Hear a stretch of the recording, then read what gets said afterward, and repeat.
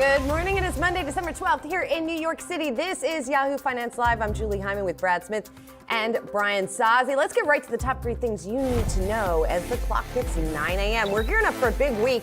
Futures slightly higher with inflation and the Fed in focus for investors. Meanwhile, we got to mention oil as well, resuming its slide after Brent crude hit below $80 a barrel last week for the first time since January. We've got a split here on WTI and Brent at the moment. New year, new risks. Strategists from Goldman Sachs and Morgan Stanley warn there's a new villain on the street for stocks headed into next year. We'll tell you what investors are worried about in just a bit.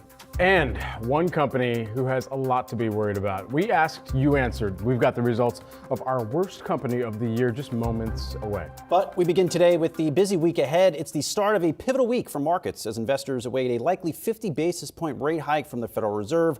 Other key economic data investors will be eyeing: CPI on Tuesday and retail sales on Thursday. But guys, of course, all eyes are on the Federal Reserve and whether Fed Chief Jerome Powell walks back some of this financial easing we have seen in markets over the past month or so. Yeah, and with the CPI print that we're expecting, we're also going to be looking towards the producer price index. Well, not towards it. That came out last week, but that one of the precursors rather going into that to really get a sense of where even in that moderation, you're starting to see this also flow through to the consumer side of the equation too, and how the Fed digests that data, plus gives an outlook perhaps even going into 2023, where as of right now, we're looking at a 50 basis point hike coming out of this meeting.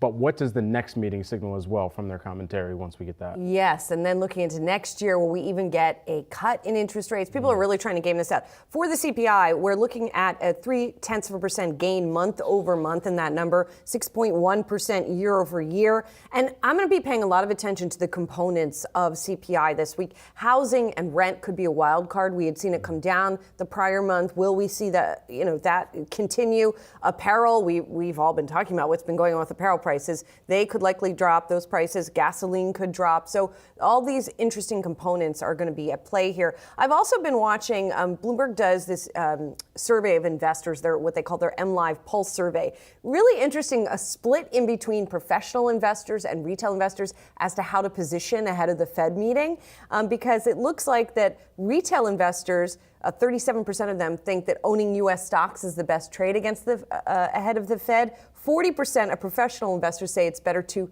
short equities. So we have had, on balance, an average gain on Fed days when there's we are listening to the press conference, but you never know what's going to happen. Yeah, another key risk here, I would say, Dennis Butcher, we're always citing his work, 22V Research, noting we could see a really big pickup in financial market tightening in coming weeks. He points to that stronger payroll data we got a couple weeks ago, services PMI coming in strong, and that PPI last week, which really put the market under pressure, came in hotter than expected. Investors didn't like that. We also got this week SBF. He is going to be, at least now it is confirmed, that he is going to be a part of the witnesses in the December 13th hearing, and this is going to be with the House Committee of Financial Services,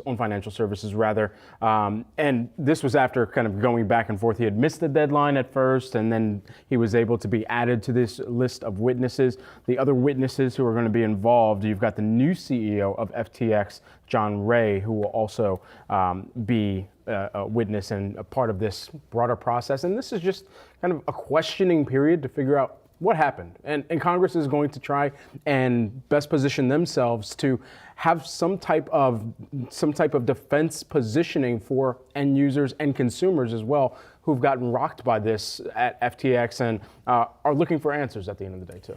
We aren't going to get them this week, right? I mean, it just feels like this is a long, long haul. I mean, SBF keeps saying, I don't know what happened. I don't have access to the documents. Et cetera, et cetera. So it's going to take some time to unravel all of this. And he wants to start a new business to try and make other people who were impacted by this hole too, which is going to be interesting to see how that goes forward.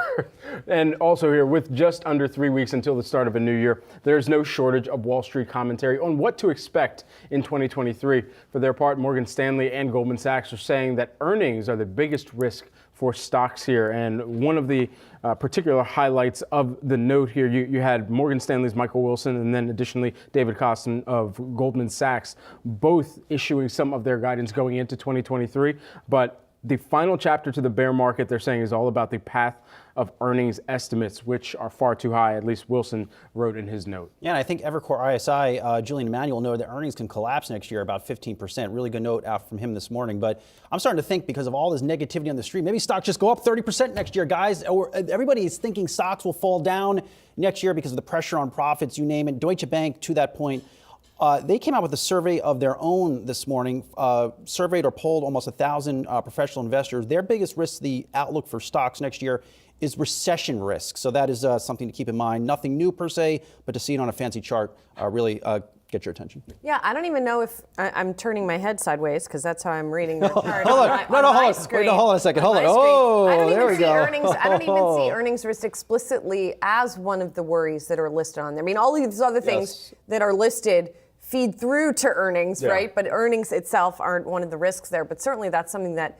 a lot of strategists have been pounding the table on, that there is this risk that we're going to start to see earnings reset even more sharply than they have already. And then just one more bleak note, because it's Monday, why not? Bank of America is saying a recession is all but inevitable in the U.S., Euro area, and the U.K. So a bit of optimism from the folks at BofA. Well, that's what's found in that Deutsche Bank survey, too, is that what's interesting is some of the survey respondents are pushing out their expectations of when a recession might begin in the second quarter versus the first quarter, for what it's worth. Right, and how severe of a recession would it actually be? And for consumers, even as we're thinking about the current period that we're in and how some of that behavioral setup is actually taking place too, you already see that in how people are repositioning some of their shopping. You see that in where people are still incurring higher prices in some of the stickier areas where inflation is continuing to hit the household. But as it relates to the companies that are also going to see an impact, we've already seen the employment situation drastically shift. We're not talking about how many jobs we're continuing to add. It's how many companies are freezing hiring, how many companies are cutting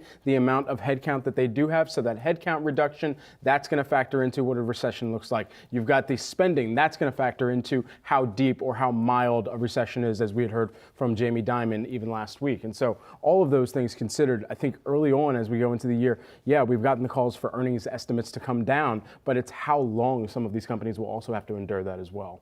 Yes, definitely. How long will we all have to endure it, for that matter?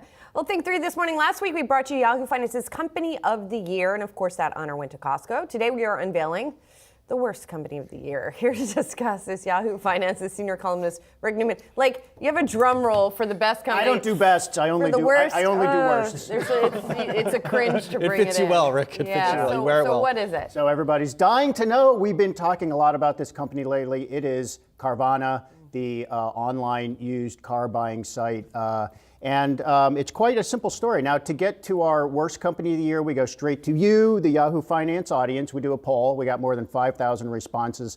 And Carvana actually did not get the most responses. The number one worst company that our audience told us was Meta, Facebook's parent, and then Tesla. But those companies are so much bigger than Carvana.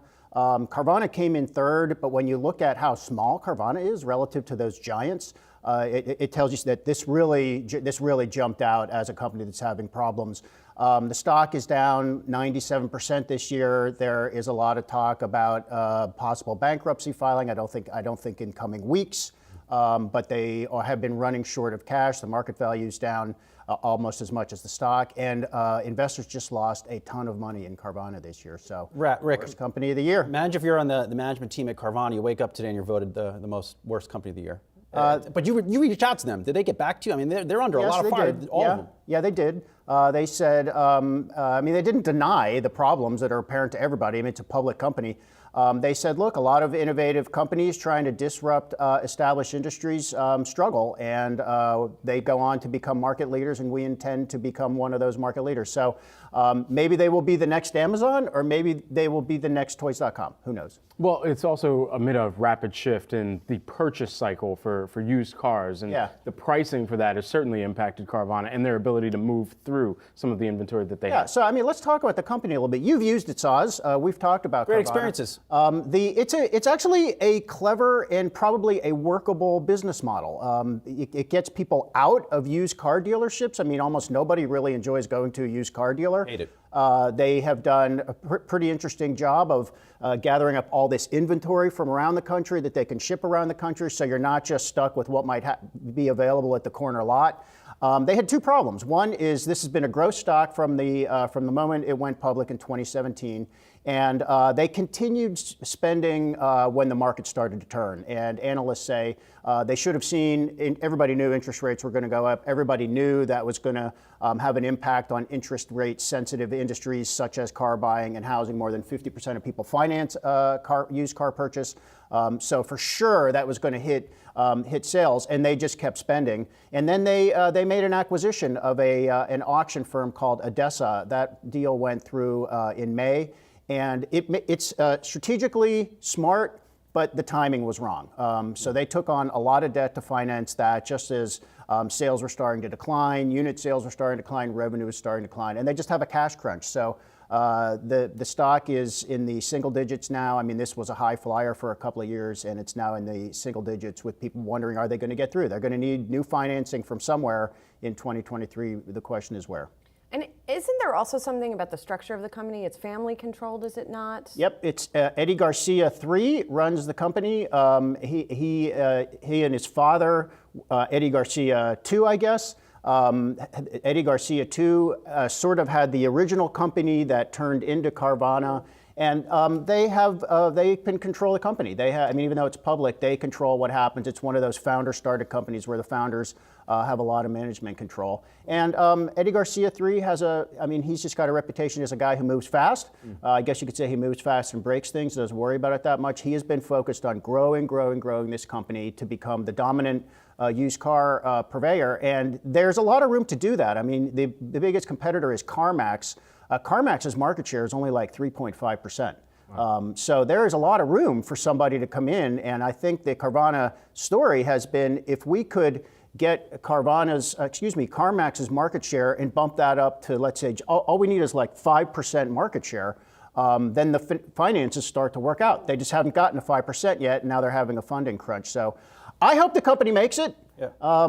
Because this is an industry that needs somebody finding a clever way to better serve customers. So let's keep in mind, if they do declare Chapter 11 in 2023, that doesn't mean the company goes away. It means it possibly restructures, shareholders get wiped out, but that it could be the thing that gets them back on their feet. But of course, they don't want to do that. Rick, your story on the homepage now brings up a good point on the cost of running this business. And I'll use me as an example. I think before they shipped me my car that I got off of there, they put on 4 new tires, they changed 2 brake pads, and then when the car arrived, the rims were all messed up. I called them, they sent me a check to get them refurbished. So all in, I mean, that was almost, let's say, $4,000 in extra costs just to get me that car and keep me as a potential future customer. So remember we just talked about too much spending like it's a growth company. I mean, that is, from a customer perspective, that is definitely the right thing to do, because that tells the customer this is not just another used car dealer, right? But they have never turned a profit, an annual profit. I think they've only been profitable 1 quarter. And you can point to other companies that went that way. I mean, Tesla, I think it took Tesla 15 years to turn an annual profit. But Tesla did not have the kind of funding crunch along the way that Carvana has now. So they need money. All right, we're going to continue to watch shares of Carvana, but the worst company of the year as voted by our viewers. And it could be a rebound story next year. Who knows? It could be the rebound of 2023. We're calling the bottom. Could be. Yeah, we're calling the bottom. Let's hope. Go. Rick Newman, thanks so much for breaking this down for us. Guys, we're going to talk more about the worst company of the year with RBC analyst Brad Erickson a little bit later on in the show. But coming up, a pivotal week ahead as investors eye key inflation data and a Fed decision that could set the tone for the rest of the year and beyond. We're going to break down the latest market action on the other side.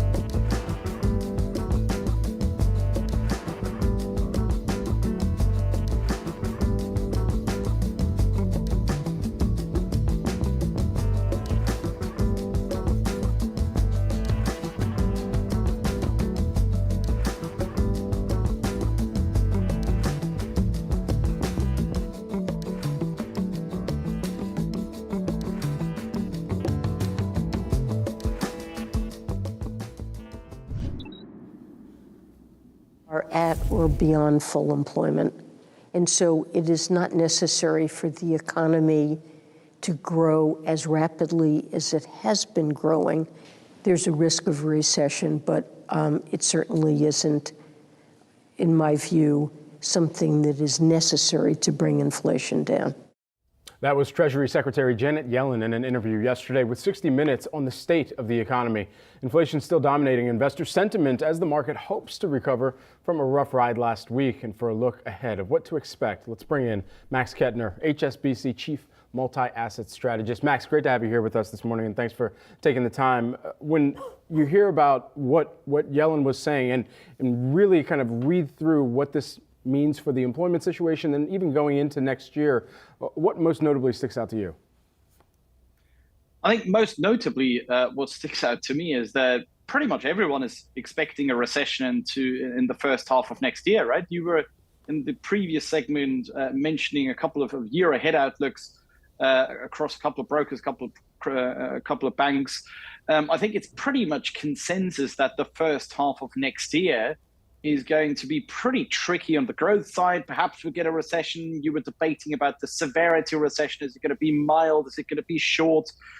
Fine, but I think overall the opinion really is, and the overwhelming consensus opinion is that the first half of next year is going to be really challenging from a growth perspective, and thereafter we're going to get a recovery. I think the risk, actually, going back to perhaps to your previous segment, the risk really is that perhaps that sequencing is going to be turned around. Again, you were mentioning a couple of risks. All the risks that I'm seeing that I mentioned right now are actually only downside risks. I don't really see an awful lot of people talking about upside risks, about what could actually go right. Like, is there a way where we could delay the inevitable, even if it may not be inevitable, but perhaps delay the recession another 2, 3, 4 quarters, for example? I think that really sticks out as this underlying bearishness that we've got at the moment.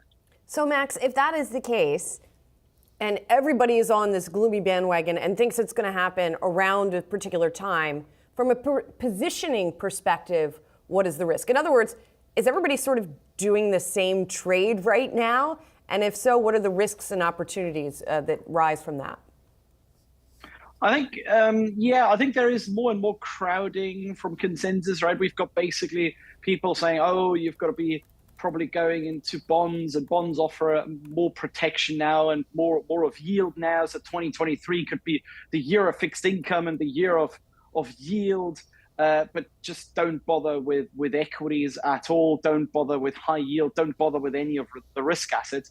I guess from my point of view, the one thing that really does stick out is that, yes, leading indicators are unanimously pointing lower, but we still have an awful lot of excess savings. We still are faced, actually, we look at the last 6 to 9 months, in the face of this energy crisis, we're faced with an enormous spree of spending again from the fiscal perspective, right? Who would have thought 12 months ago that, we get another couple of $100 billion of fiscal stimulus in the US, Germany spending, France spending, the UK spending. So, we get in the developed world an awful lot of more fiscal stimulus that then again is softening the blow. I guess from a positioning perspective, the crucial question then is this either going to go into Goldilocks, i.e. are we going to see positive activity surprises on the earnings and on the top downside coupled with falling inflation? Because that would inevitably basically mean a 2019 style of environment where you go short the dollar, you go long duration, real yields fall, and you just buy anything you want, right? It's a Goldilocks environment where you say short cash, short dollar, long growth, long carry, right? A really, really benign environment across almost all asset classes. I don't think that is going to be very likely. I think if we are going to see actually a bit of positive activity surprises, the more likely outcome is going to be that at some point we're going to get a few positive inflation surprises again. And on the back of that, that actually means a bit of a repeat of what we've seen in the second quarter and August until the beginning of October, namely pain across the asset classes, growth equities going down, right? Yields going up again. So bonds and equities and high yield credit and pretty much all major asset classes suffering again with a sort of final push higher for the dollar. At what point, Max, do you see investors starting to position for rate cuts next year? Oh, I think they do already, right? When we look at the second half of next year, we already got a couple of rate cuts in there, and it gets even more dramatic than in 2024. That perhaps is one of the reasons as well why I think that Goldilocks scenario is unlikely, because the rates market is already pretty much positioned for that. If you look from the middle of 2023 until sort of middle of 2024, September 2024, you've got about 150 to 175 basis points of rate cuts being priced in already, right? Starting in the second half of next year. And that to me looks very unlikely. Why? Not because of the timing or the severity, but because of the sort of magnitude and the timing around it from 2024. If indeed we are seeing a recession next year, it's unlikely that most of the rate cuts are starting somewhere in 2024, but they'll actually have to start next year, right? Or on the other hand, if activity data really continue to surprise to the upside and inflation then proves to be a bit more sticky, then those rate cuts that are being priced in from the middle of next year until middle to third quarter of 2024, those rate cuts are very, very, very unrealistic. On both ways, it's pretty bad across the asset classes, really. Well, 2024 can't get here quick enough. HSBC Chief Multi-Asset Strategist Max Kendner, always good to see you. We'll talk to you soon. Happy holidays. Coming up, Weber's stock is grilling up some major gains as the company announces a deal to go private. We'll break down this morning's market movers next.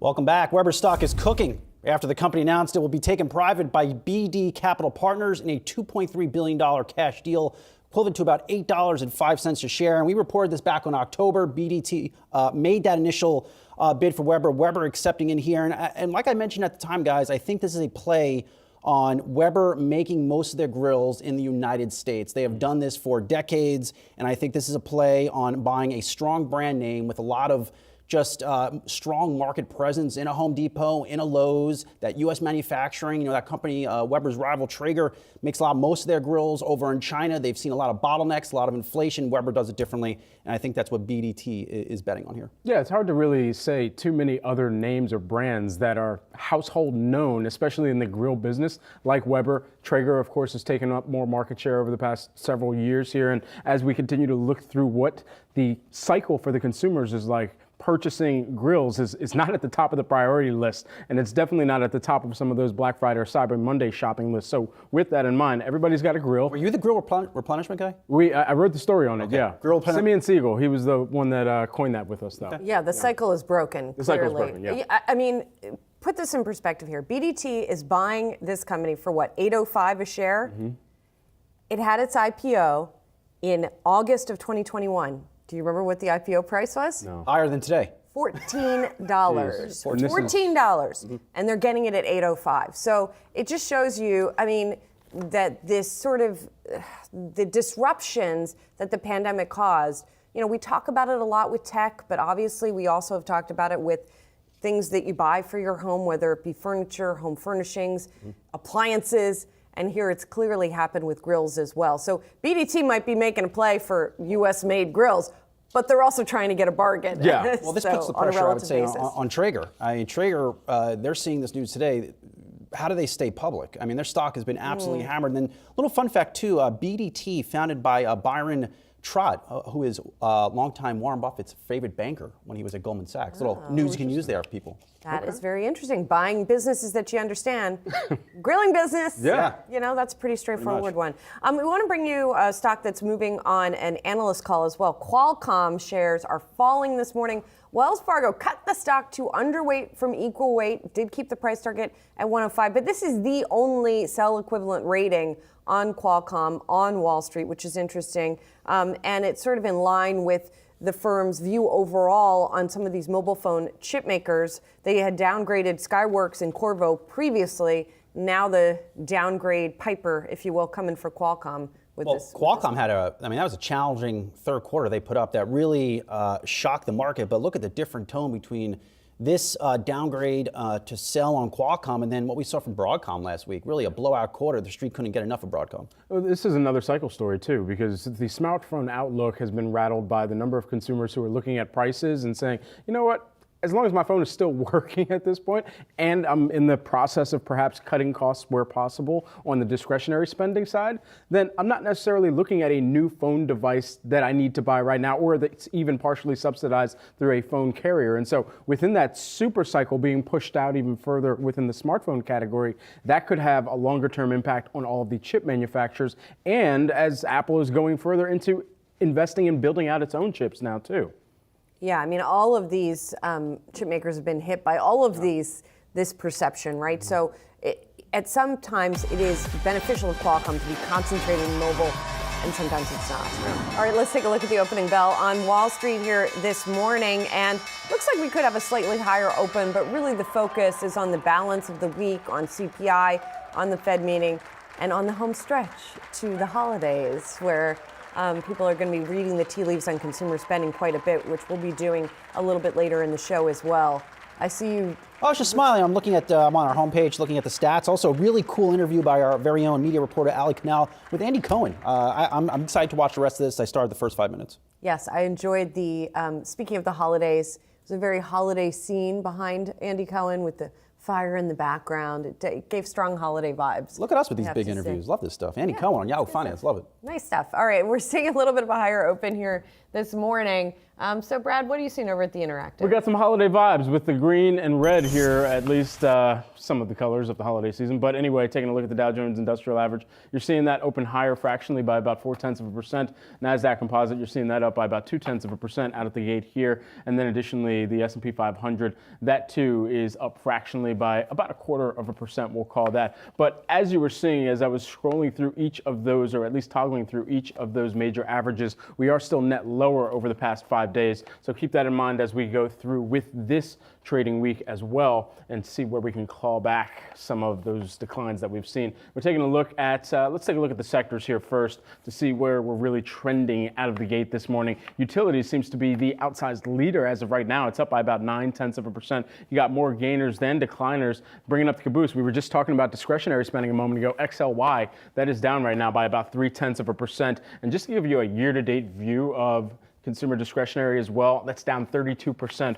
over the course of this year. So keep a close eye on that and where things actually start to settle as we move on throughout the final trading weeks of 2022. And then just lastly, let's take a look at the Nasdaq Composite and get a view of some of the components where we're seeing the most trending activity here on the day. It actually seems like for some of the mega cap stocks, largely in the green, except for Amazon, that's fractionally lower by about 0.2%. But Apple, Microsoft, Google, or Alphabet, they are all higher here out of the gate. We were talking about chips a moment ago. NVIDIA, you've got that up by about 0.4% here to start things off. And so we'll keep a close eye on those as we move on. But a lot of trading session left in today's activity, of course. Yep, and this week as well. Let's talk about Microsoft a little bit more, which is on the lower left of that screen there. It's up a little bit today after announcing this morning it's taken a 4% equity stake in the London Stock Exchange. This is part of a 10-year partnership that will migrate the UK exchange's data onto the Microsoft cloud. Now, Microsoft shares are up a little bit.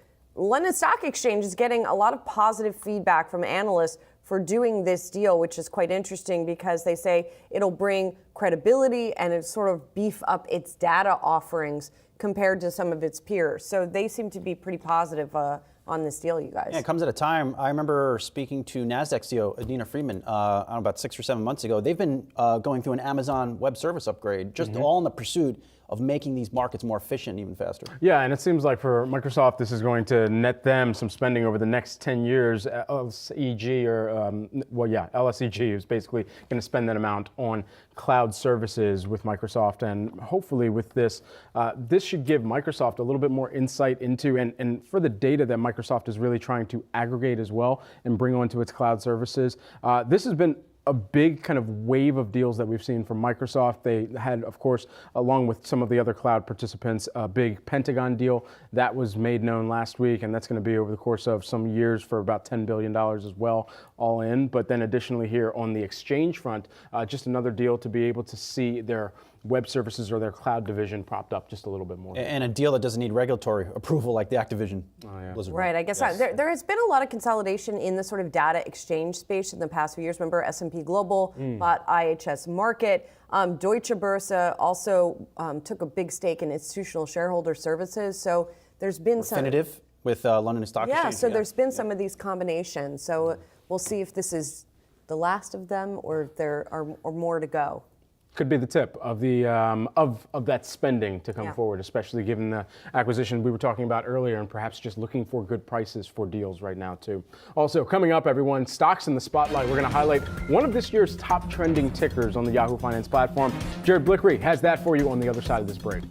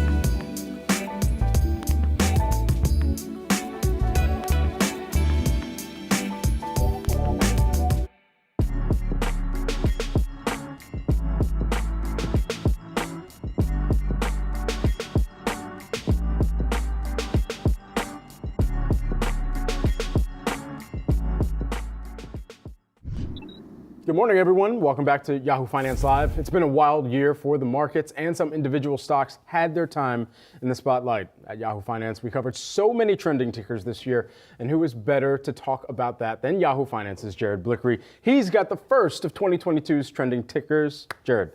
Yes, well, I decided to put on my party hat here, and you can see our top 10 trending tickers. There's a story behind all of these, but at the very forefront of this list is number one, Tesla. Is this any surprise?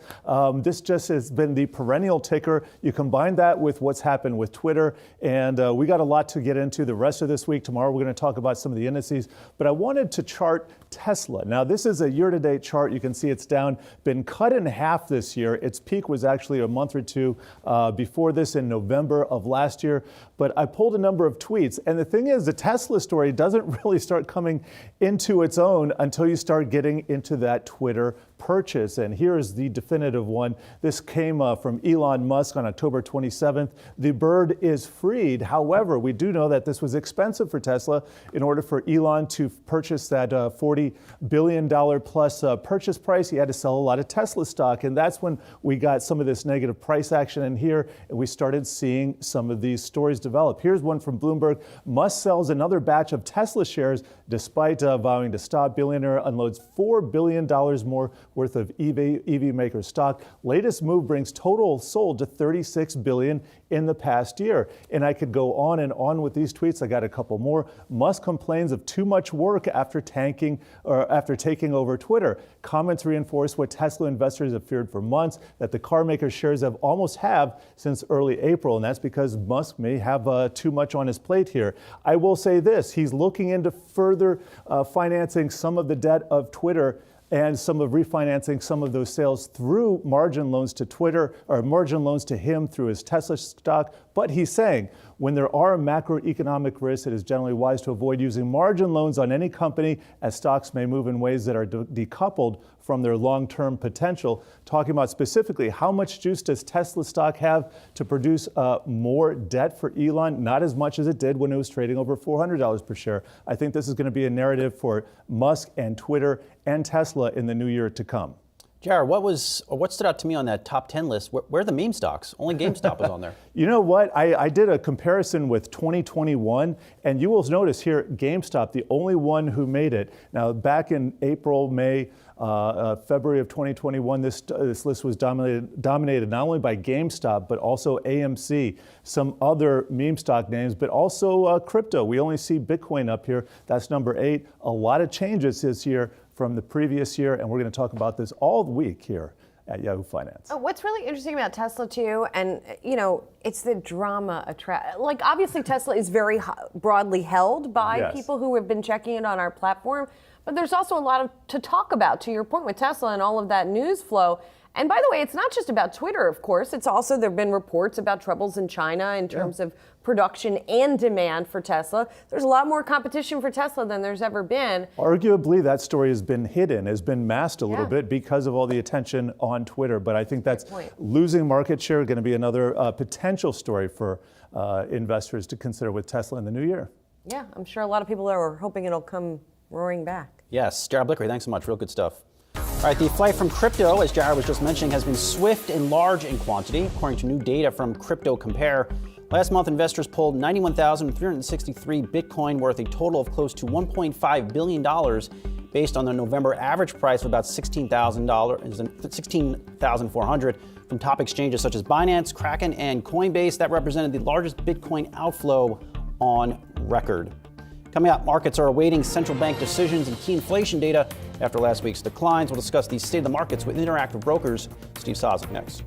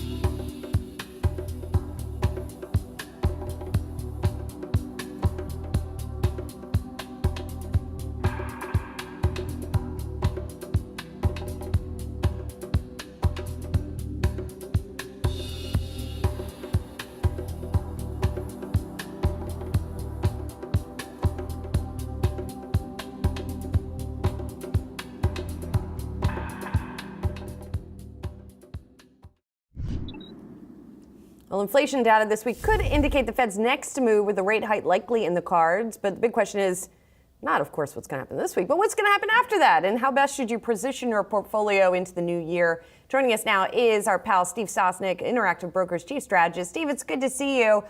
So how are you thinking about this week? How are you sort of framing this week, given that the Fed has been pretty clear about what they're doing this week? So how do you game out what happens next?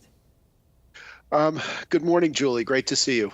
The key with the Fed is more about the nuance than it is about the actual number right now. Yes, as you noted, everybody's looking at 50 basis points. They have been looking at 50 basis points for a while. The probability has been extraordinarily high of a 50 basis point move for some time, even before the most recent comments.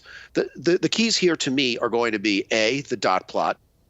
I think the market may be anticipating a pivot or a pause that is quicker than the Fed may be looking to indicate, although there's not a ton of granularity in there. But we may be looking at a potentially higher peak rate.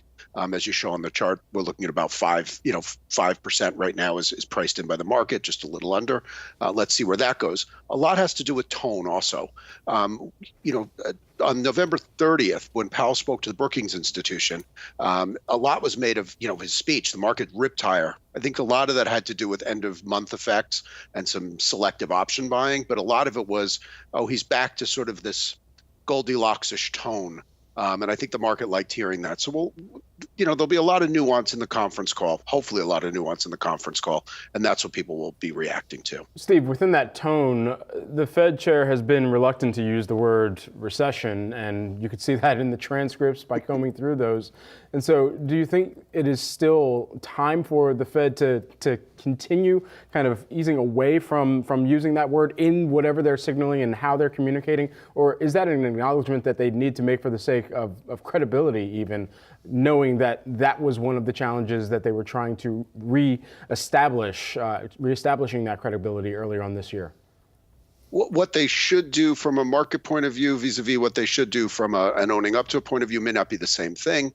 If I were the Fed, I wouldn't use the term recession, because if there's a recession, guess who would be blamed for causing it? So that's really not, that's going to be outside their vocabulary. They're going to use, all the euphemisms, real risks, potential slowdown, and let's see if he reiterates whether or not the key will be fighting inflation at the risk of whatever euphemism you want to use, economic instability or economic malaise, whatever. I won't wordsmith his statement. Steve, hit us with something that may go right economically to kick off next year. Well, what may go right, I guess, would be the idea that the Fed could land the plane. Now, the problem here is I think that's becoming the base case, if not necessarily among economists, but among a lot of market participants. The bond market and the stock market definitely diverge. The bond market is telling us that, we're in for a much bumpier landing than the stock market thinks. Now, if the stock market's right, that's something that really could go right. That's a big positive, and then the bond market would have to retrace itself to a certain extent, but that would be a good thing. The problem is, I do think that's a little bit priced in, and when the stock market and the bond market diverge, I tend to put my money where the bond market is. They're a little less distracted by things other than the economy and monetary policy. That seems to be sort of in line with what we learned in this week's Bloomberg MLive Pulse survey, where they talked to different strategists, investors, et cetera, and they found retail investors are going long equities ahead of the Fed, and institutional or professional investors are shorting equities ahead of the Fed, which kind of is in line with what you're saying here. We see that in our customer numbers too. We've seen customers continue to buy, to bargain hunt in a lot of their favorite names, many of which, among the ones that were on Jared's board a few minutes ago. But they can't be shorting it too aggressively, because we really have only dipped a relatively small amount since that speech. We've really just been testing the 100-day moving average on S&P. Which is where we bounced on Friday, we were sinking, and where we bounced this morning. So right now, I'm not going to say that they're necessarily aggressively shorting the market. Maybe the trading type accounts are. I would say a lot of the big institutions may be a bit underinvested, which is why you see these ferocious rallies Once one gets triggered, they just nobody wants to miss it, and so you get that pile-on effect. You wrote in a recent note that markets are now in recession mode, right? Like you sort of said, it's like cars that have different modes. What is it? Was it ludicrous mode that was one of the Teslas? I can't remember. So what does recession mode mean? Does it mean that market participants are more likely to read the tea leaves as negative, given that sort of lens through which they're looking at the news? Yeah, and I wrote that very specifically because we had a few days where we had bond yields down and stocks down. So that to me is the market saying, "Oh, wait a minute, there might be something to this bond market weakness that's being shown." I don't know that we're fully there, but we've had certainly an outbreak of days where the recession mode has been in place. That's kind of your tell. You want to see, if you're betting on a stronger economy, you want to see stocks up and bond yields, up as well. But you don't want to see them both sort of down together, because that's not necessarily a great sign. Remember, if we're hoping for a quick pivot from the Fed, that pretty much implies that we're going to have some sort of economic weakness between now and whenever they pivot. That's really a careful what you wish for kind of thing for equity investors, because do you really want to be wishing for the type of economic slowdown that gets you the Fed relief that you're hoping for? We're in a very tricky situation as a result of that, because it's a very fine tightrope that we have to walk, and that's why you do see those days where the market just gets into that, what I'm going to call recessionary funk. Yeah, a slowing economy with rates still going higher, or a really slowing economy with them stopping raising rates. It's not a great decision. Steve, thanks so much for being here. Good to see you. Interactive Brokers Chief Strategist Steve Sosnick. Thanks, Julie. Thanks. Coming up next, consumers feeling less generous this year when it comes to holiday gifting. Brian Sozzi. I wonder if he's going to be in Grinch mode, speaking of modes, when we come back. I won't be at Kohl's.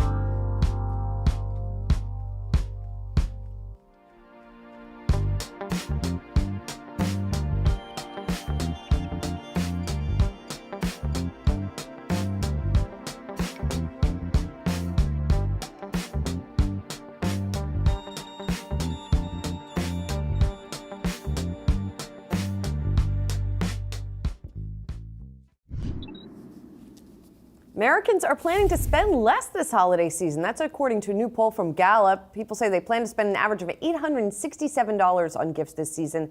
That's down from $932 last year.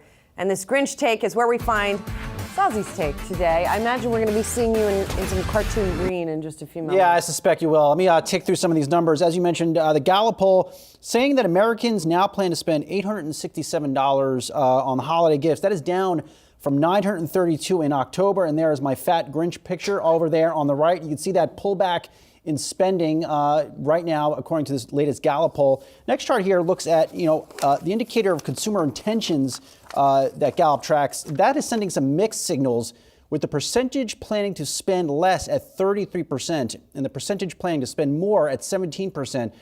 So again, some mixed signals there as well. But I think the note there that consumers are planning to spend less there worth highlighting. And lastly, too, final chart is looking at what people spend during the holiday season and overall consumer spending throughout this year. Of course, consumer spending really started to slow down in the middle of this year. That's why a lot of these retailers were stuck with just inventory that did not sell. And in many cases, they are continuing to work through this stuff so they enter the first part of next year, or as they would say, with clean inventory levels. Now, another thing that caught my attention is this, and this is my take here. It is surprising, at least to me, that some of these retail stocks do not reflect this caution, or what looks to be increasing caution in the final few weeks of the holiday shopping season. Outside of Target, which is down about double digits in the past month, you have stocks like a Walmart, Abercrombie & Fitch, even a Best Buy, which caught an upgrade this morning by Goldman Sachs along with Gap. You have a lot of these stocks that have been trading higher over the past month into those final 3 weeks of the holiday season, perhaps on some optimism that consumers go out and make that last minute splurge. But again, guys, this data from Gallup really suggesting that may not be the case, and maybe these stocks have just run too far, too fast. You know, it's interesting, especially in the amount of inventory that is on heavy discount, heavy promotion, and how that is going to just impact the cycle for the companies and their production, even going into next year. If you don't see them able to work through that inventory, if you don't see the consumers actually gravitate towards some of those deals too, that could heavily impact the types of products that they end up putting out next year too. And I think of Nike. I think of the amount of emails that I'm getting now on a promotional schedule, and how it is amazingly higher than last year and even previous periods that I can think back to as well here. Right, and just going back to those upgrades that we got this morning, I'm a big fan of Goldman's research, but I am surprised to see this Gap upgrade. You go to the malls right now, and Gap, Old Navy, you are seeing significant discounting. You're seeing high levels of inventory, all of which suggests an already struggling retailer is probably having another very bad holiday shopping season. And that fourth quarter earnings release, when it comes out early next year, probably late February, is not going to be good. Can I ask you guys something though? Sure. Do you have like a total, do you know how much you spend on gifts in the holiday season? I'm keeping tabs mentally. I'm not very organized, so I don't know the total number. I just buy with my eyes. Buy with your eyes. Okay, yeah. I don't. In other words, no, I don't. Okay. Okay. Coming up, everyone, we're going to reset the show and take another dive into consumer spending for the consumers that are tracking how much they're spending and the state of retail as shoppers gear up for the holidays. Stay tuned. I don't know where I get this stuff from. You're an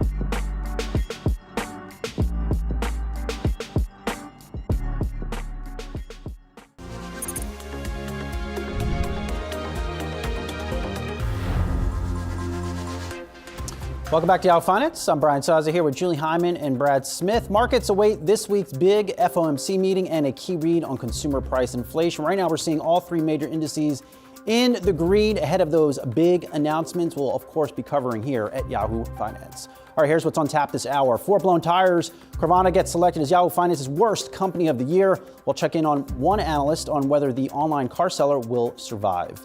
And Monday is for mergers. We'll have details on a mega deal by biotech Amgen and betting on the economy. The CEO of Exchange, Kalshi, stops by with an inside look on what economic events people are betting on for next year. Brad, over to you. All right, thanks so much. Well, we're about 31 minutes into the start of today's trading activity and taking a look at the Dow Jones Industrial Average. Yeah, we are at some of our intraday session highs. We're up by about 0.5% right now, 165 points to the upside. But again, we've got to remember the broader context here. Past 5 days, still net lower. We've got a little bit of ground to make up for there, but at least the week is off to a good start. The Nasdaq Composite, you're seeing that up by about 0.2% right now. And then additionally, the S&P 500, that's up by about 0.3% here. Let's also check in on some of the sector performance as that's been continuing to shuffle around here. We've got now a look at your 11 S&P 500 sectors on the screen for you.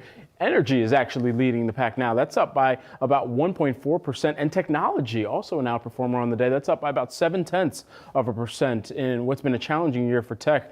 Tech sector catching a little bit of a bid here on the day. However, some of the laggards, consumer discretionary, you've got that down by about 0.6% here right now early in the session. And also real estate, that's down by about 0.3%.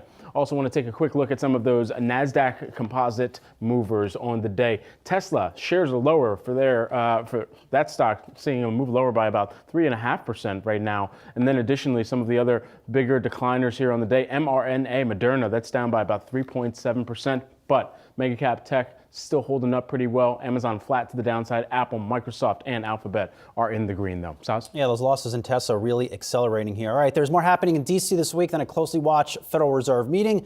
Yahoo Finance contributor Kevin Cirilli is here with a preview. Kevin. Well, we're getting a lot of inflation data this week, and it also comes as Fed Chairman Jay Powell is anticipated to give his remarks midweek once they finally make their decision for the December rate hike. Now, everyone's expecting that there be a 50 basis points rate hike increase, and really anything beyond that would be beyond expectations. And this, of course, would be after that they've raised the interest rate hikes by 75 basis points. And while this is being seen as a good sign and the fact that potentially inflation has peaked, we should remember that up until this summer, get this, it was 22 years before the Fed had raised interest rates by more than 25 basis points. So it's still a remarkable era that we're in. Yeah, it definitely is. And let's also, speaking of remarkable eras, let's talk about the next hearing that's expected to look into FTX's collapse. And it sounds like Sam Bankman-Fried will indeed be testifying. So what should we expect from that? A lot of fireworks, a lot of political theater, and expect, if you're in the market, to try to figure out where Republicans and Democrats differ on the path forward for crypto policy, but also where there is alignment. Divided government, based upon the conversations that I'm having down here in Washington, Julie, indicate that there could be actually a play for bipartisan regulatory reform as it relates to cryptocurrency. And then, yes, SBF is likely going to testify. And yes, all attention will be on the House Financial Services Committee and the Senate Banking Committee midweek. But Gary Gensler, the chairman of the SEC, he is going to face a lot of scrutiny.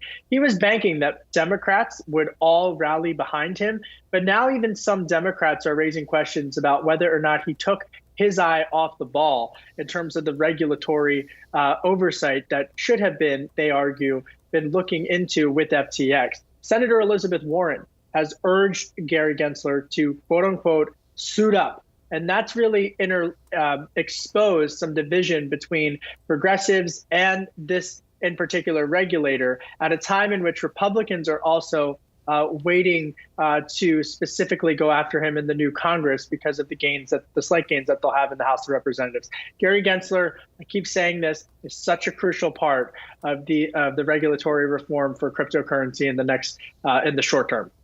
And then additionally, Kevin, while we've got you, Washington also going to be keeping an eye on the Fed this week. What is expected there? What particularly are they going to be paying closest attention to within that 2-day meeting? Well, in addition to the Fed, I mean, we can't forget that that they have to pass a government funding bill by December 16th, or the government's going to have a partial shutdown. Now, they could do some last minute kicking the can down the road till December 23rd and then have a longer term extension. But this government funding bill is going to be a big headache for Republicans and Democrats in the lame duck ahead of the holiday recess. Kevin Cirilli, thanks so much. Appreciate it.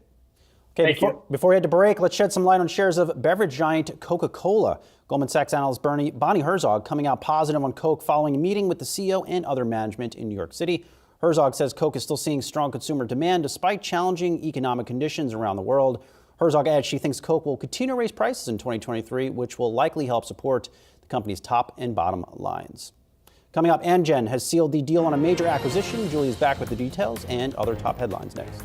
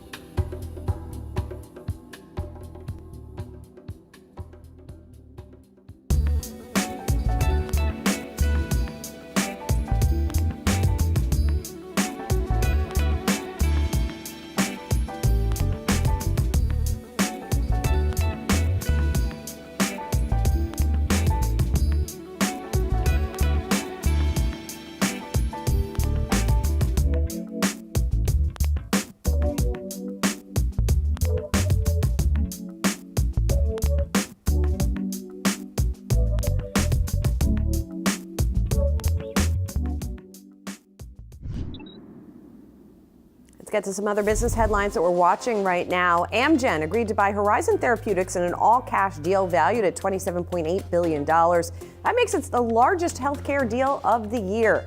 Each Horizon shareholder will receive $116.50 per share for each share they own as part of the merger. Horizon Therapeutics is a Dublin-based company that develops treatments for rare autoimmune diseases.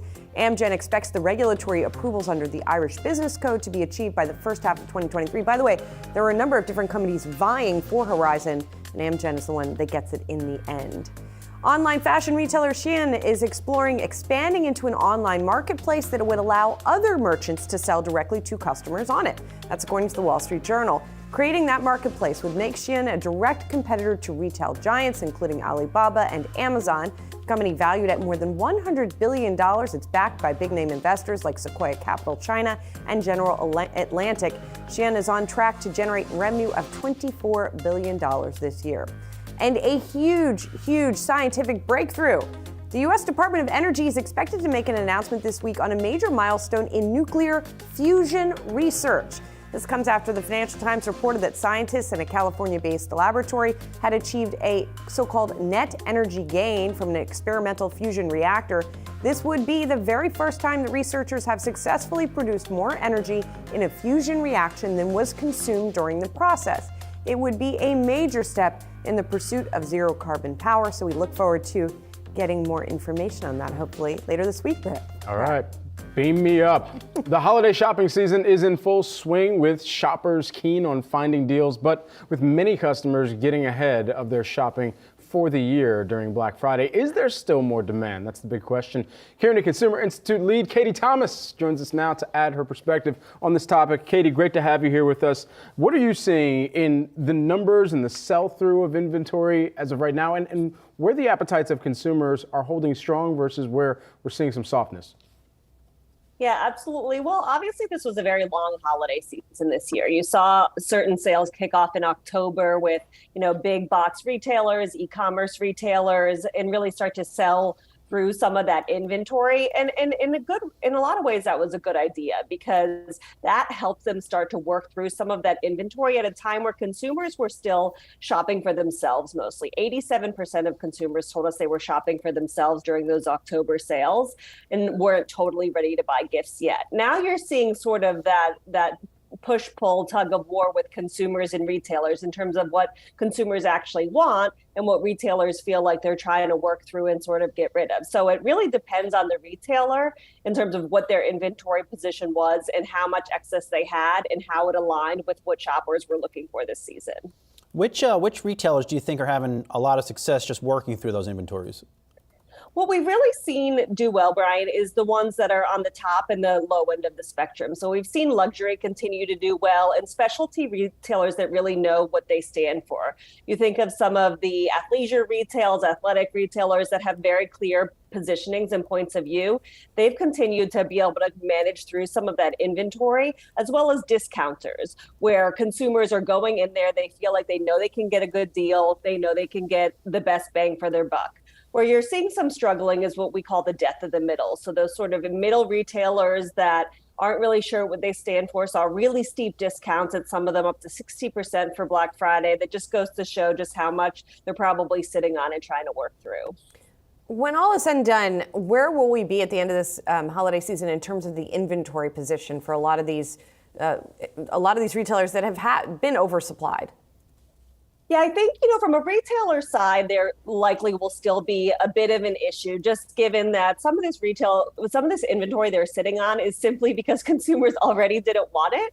So even with heavy discounts, it can be hard to work through some of that. So it really just depends on, exactly what that alignment was. And on the consumer side, they were really looking for good deals. And so if it was a good deal, they were willing to pick up for it. But I think we'll still see a fair amount of retailers that are still struggling a bit with inventory and may just end up having to write off, kind of move on into the new season. Now, what does that signal for not just the earnings and what the estimates are for some of these retail manufacturers, but also where that continues to kind of push the envelope for how much they can actually sell through to the consumer going into next year, too? If you've already got some of that weakness showing up during the holiday season where people are at least expected to spend, going into next year, it could be a totally different equation, and then the consumers are they're going to feel more of that burden if we do head into a mild recession.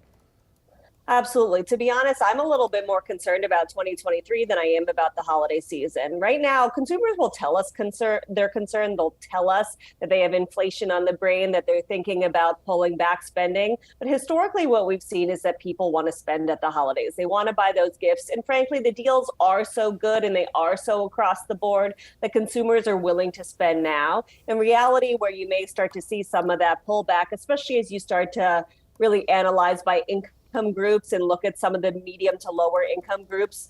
In the new year, that's where they're going to really be evaluating their wallet. They're not going to be picking up this excess inventory, these things that they don't really need. And throughout the pandemic, that's been the theme. What do I really need or want right now? That's what I'm buying, and I'm not buying anything else. What does what we're seeing in retail also mean or translate for the travel industry as well?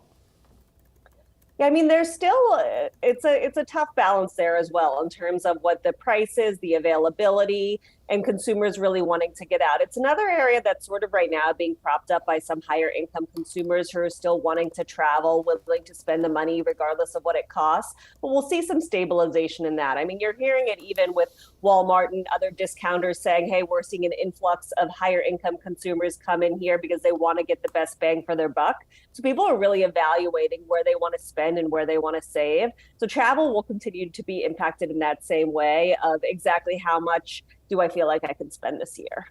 Katie, when you guys talk to your clients, like, given that it's a really tricky time, what are you telling them? Like, what's the key thing for retailers to do to succeed this holiday season? You know, Julie, I would say, I mean, I'm a consumer advocate. So I would say at the end of the day, listen to your consumers, embrace, you know, again, understanding that they have inventory, they have to work through what they're really thinking about there. What are consumers telling you? What are your most loyal consumers looking for from you? What's the really, like, rely on them to kind of work through some of these challenges, as opposed to thinking like, oh, if I just discount it enough, or if I give X, Y, and Z deal, they'll definitely buy it. Really work with them to figure out how to manage through a lot of this inventory and understand, you know, individually, again, how they segment their consumers, where it feels like consumers are trading off versus still willing to spend. That's going to look different for each consumer individually, but really, you know, for these big retailers, they know their consumers well. They should be able to identify some of those trade-offs. Kearney Consumer Institute lead Katie Thomas, always good to see you. We'll talk to you soon. Thanks, Brian. Coming up, nuclear outperformance this year from Constellation Energy. We'll speak with the CEO, Joe Dominguez, about the company's year-end outlook on the other side of the break.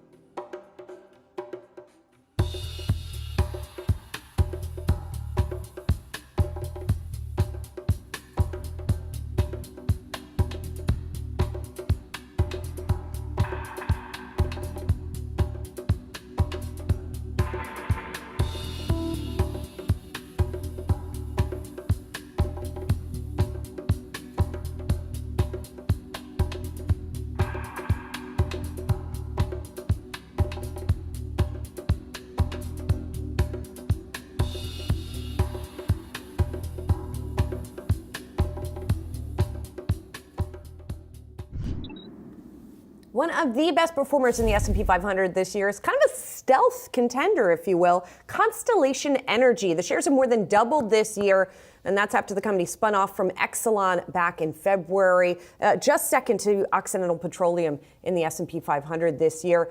Constellation Energy CEO is joining us now, Joe Dominguez. Joe, thank you so much for being here. It's been an interesting story, and as I said, one that was a little bit under the radar.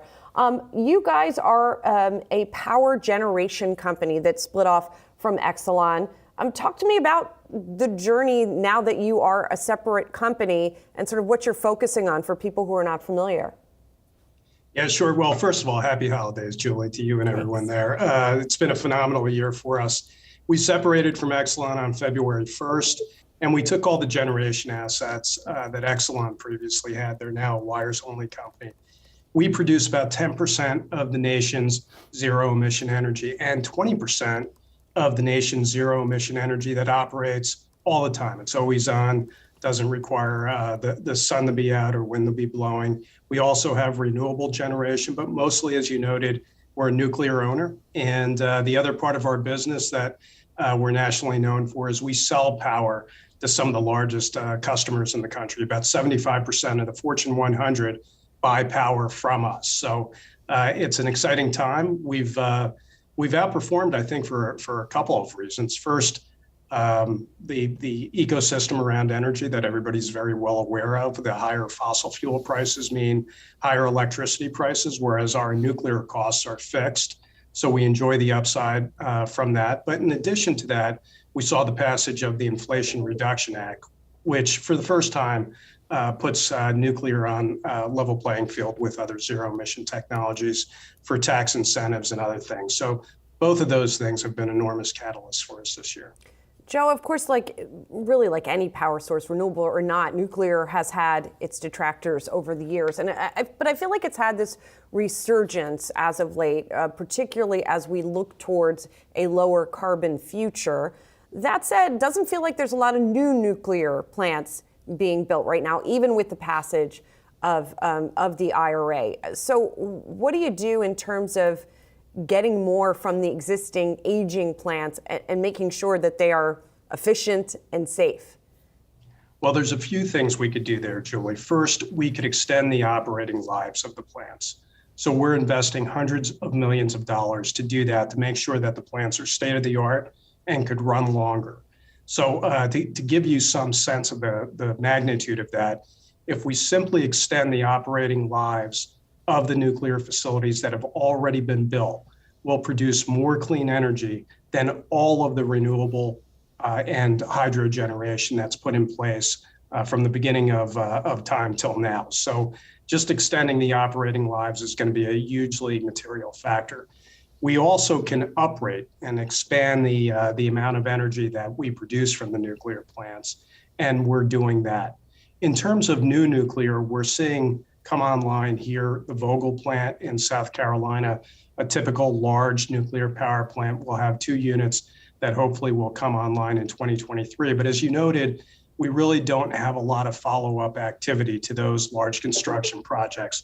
But what we are seeing is an uptick in what we call these small modular reactors. We're partners with Rolls-Royce. They produce the military nuclear power plants for the British naval fleet. And we think their technology could be small modular reactors that could be put in all the existing nuclear sites, but also could be put in places where we've had retired coal units and we have a reliability need. There's no credible way to deal with the climate crisis and to deal with it in a manner that doesn't break the bank for ordinary families than to keep the existing nuclear plants running for as long as we possibly can, uprate them, but we will eventually have to build the next generation of reactors. Joe, how do you specifically plan to capitalize on the Inflation Reduction Act? Well, what the Inflation Reduction Act does for us is it provides effectively a price floor for the output from our units. So that gives us some commodity certainty on the downside, allows us to enjoy the upside completely, and we won't rely on the U.S. taxpayer if prices rise. But if prices decline, we get a tax credit that essentially ensures the financial viability of the fleet. That allows us to do things like plan for extended life performance, extend the operating lives, increase the output of the machines. It also positions us for the first time to be a consolidator in the industry. We're the largest player in the industry. We have 23 reactors, roughly about a quarter of the nation's fleet, and we think there's a big opportunity for consolidation there. We have a great back office. We have been for well over a decade the top performer in the entirety of the world. And we think we could do that with other people's assets, and we'll be looking to transact in that space. Joe, I believe as of right now, you supply into 15 states and the District of Columbia. When you think about expansion into more regions, what type of investment does that mean, dollar figure wise, if you can quantify that for us, and which states are on the docket next? You know, we operate in about 47 states. So we do sell power, you know, this other part of the business where we sell to commercial and industrial customers. We're doing that really across the U.S. with the exception of Montana, Alaska, and Hawaii. So we already have that. I think what you're referring to is our position from a generation perspective. And what we're doing is continuing to work with states. Not all states allow for the competitive sale of electricity. So we're limited at this point by state laws. Those laws have to change for us to expand beyond this footprint. In the meantime, what we're looking to do is to take our nuclear plants and be able to do more with them than we have historically. So things like producing hydrogen, maybe direct air capture, which is very expensive right now, means pulling CO2 from the atmosphere and sequestering it. Those things are coming technologies that'll allow us to take power when the power demands on the grid are low and produce clean hydrogen or scrape CO2 out of the atmosphere. Those things, I think, are things that we will invest hundreds of millions of dollars in, beginning really in the next handful of years. Joe, one of the things I noticed as I was looking at you guys is that if you look at the spectrum of utility companies, and yes, understanding that you are on the power generation side, utility companies tend to have relatively high dividend yields, and you guys don't. Now, you're new as a company, but I just wondered what the dividend strategy is going forward, if that's something you're going to look at boosting up as time goes on. I think we will, Julie. I think, you know, we're a little bit the victim of our own success there. When you double the stock price, you obviously cut in half the yield. But we started out with a relatively thin yield, and we've told folks we are focused on growth initiatives that have a double-digit IRR in the first instance, unlevered. But we're going to re-examine. We have a lot of cash, I think, in the coming years to return to our owners, and so the dividend will be a part of that discussion. I think, you know, I think a 2% yield is something that we recognize is out there in the S&P, and probably something that'll be a data point as we reassess the capital return strategy. I think, you know, we're looking at the other things like specials and buybacks as well. But in the first instance, again, thinking of ourselves as a consolidator, where are the unique opportunities that you can only get at Constellation? Where are the hydrogen opportunities that are unique to us because we have this overwhelming amount of clean energy that we could devote to making other commercial products? And of course, the consolidation. Hey, Joe, I don't know if you saw the news. I know this is a bit of out of left field, but the news that we're going to be maybe getting some fusion news sometime this week from the Department of Energy, right? Very, very cool stuff. I don't know how much you know about this, but being in sort of the nuclear business, as it were, and I know, again, it seems like it's very early, but like, what would that mean? Can you give us any context for what would that mean for the power business in the United States or globally? It'd be an enormous game changer. You know, Julie, we ought to put this in context. Everybody could see my picture on the TV and the screens here, and you ought to know that I was attracted to become an engineer in the first instance, following the dream of fusion back in the 1980s. So we've been chasing this for a long time. But the developments we saw out of Lawrence Livermore are, I think, the best developments on fusion energy that we've seen since the work at Princeton probably 30 years ago with the TFTR. So it's very exciting. It's transformational. Renewables right now, I think, are the way power generation are going. We'll see some opportunities for small modular reactors, but the thing that could ultimately be the big game changer is fusion. I still think we're decades away, but this development where we're now getting more energy out of the reaction than we're putting in to create the reaction is a gigantic milestone. And I just want to say congratulations to all our colleagues in the nuclear business out at Lawrence Livermore. It's great work. I'm glad I asked you about it, Joe. Joe, great to meet you. First time here on Yahoo Finance, and Congratulations on the performance this year. Hope to catch up with you again as we get into 2023. Constellation Energy CEO Joe Dominguez, thanks so much. Julie, thank you so much and have a great holiday. Thank you, you too.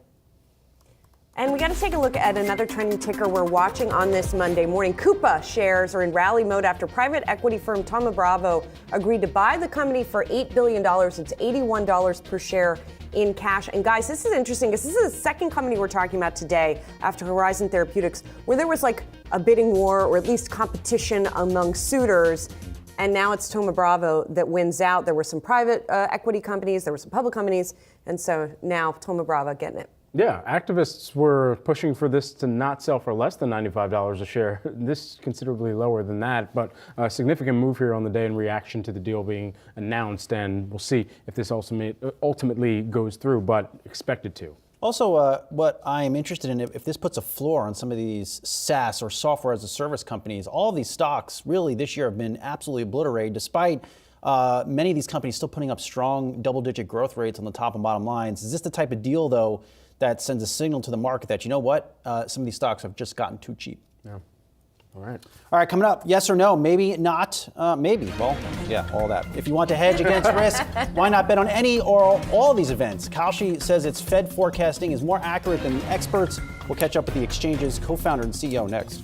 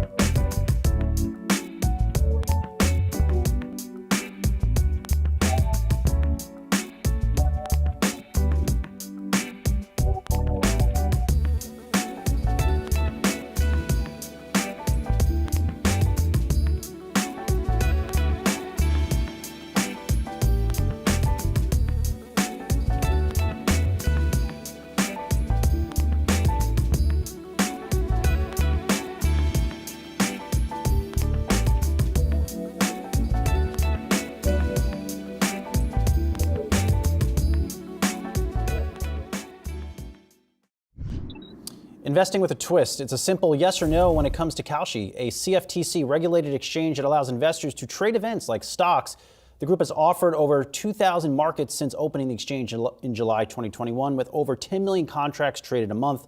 Let's look ahead to 2023 with Kalshi's co-founder and CEO Tarek Mansour. Tarek, good to see you in studio here. Before you even talk about next year, how does this platform work?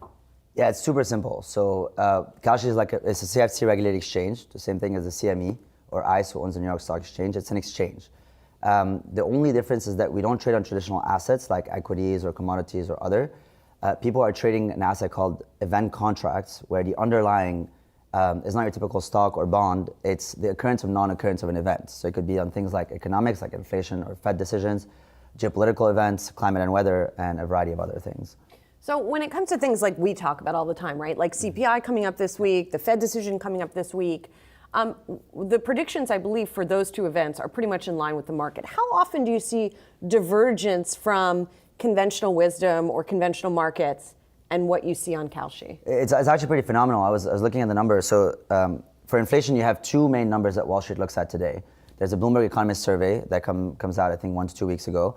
And then there's the Cleveland Fed Nowcast that came out at 10 a.m. today, I think 30 minutes ago.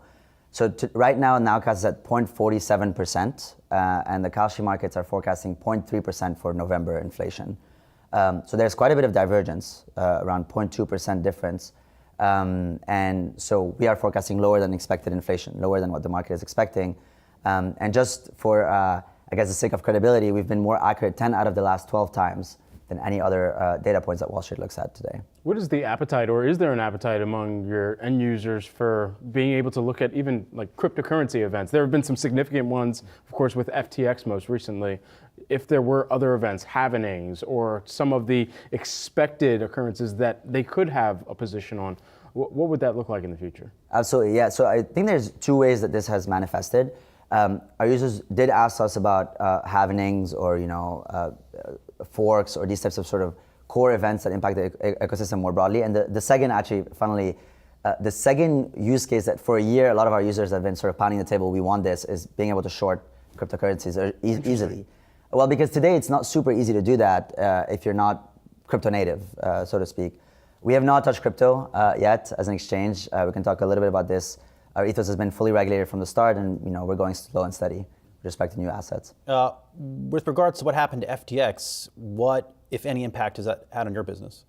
It had no impact. So for a little bit of background, so Kalshi is a fully regulated exchange. We're regulated by the CFTC, the federal government. We actually took 3 years to get regulated up front before launching any market, and that has been sort of Luana, my co-founder, and I we've been very, very focused on doing things right from the very beginning.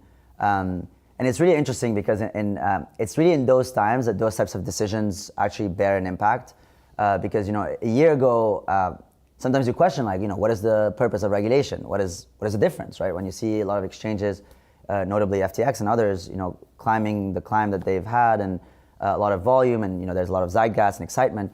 People don't really care about regulation those times. It's really in these times when people come to you and ask, "Where is my money?" And you tell them it's in a CFTC-regulated clearinghouse in a segregated member account with proper oversight and audits from a federal regulator, that people care and people feel comfortable.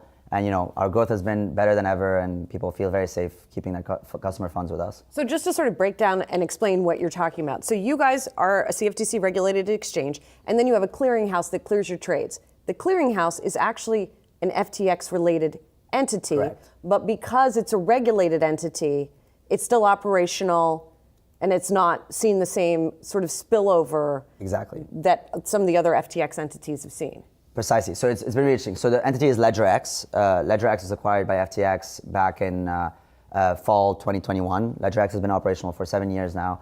So LedgerX, interestingly, is one of the, or maybe the only, I don't have the full data, but I know it's one of the very few fully regulated entities that FTX owned. So contrary to popular belief, even FTX US is not regulated like LedgerX. LedgerX is regulated by the CFTC. They have balance sheet requirements, customer fund segregation requirements. And as you see, pretty much all the FTX empire went into bankruptcy. LedgerX is one of the caveats. LedgerX is still fully operational.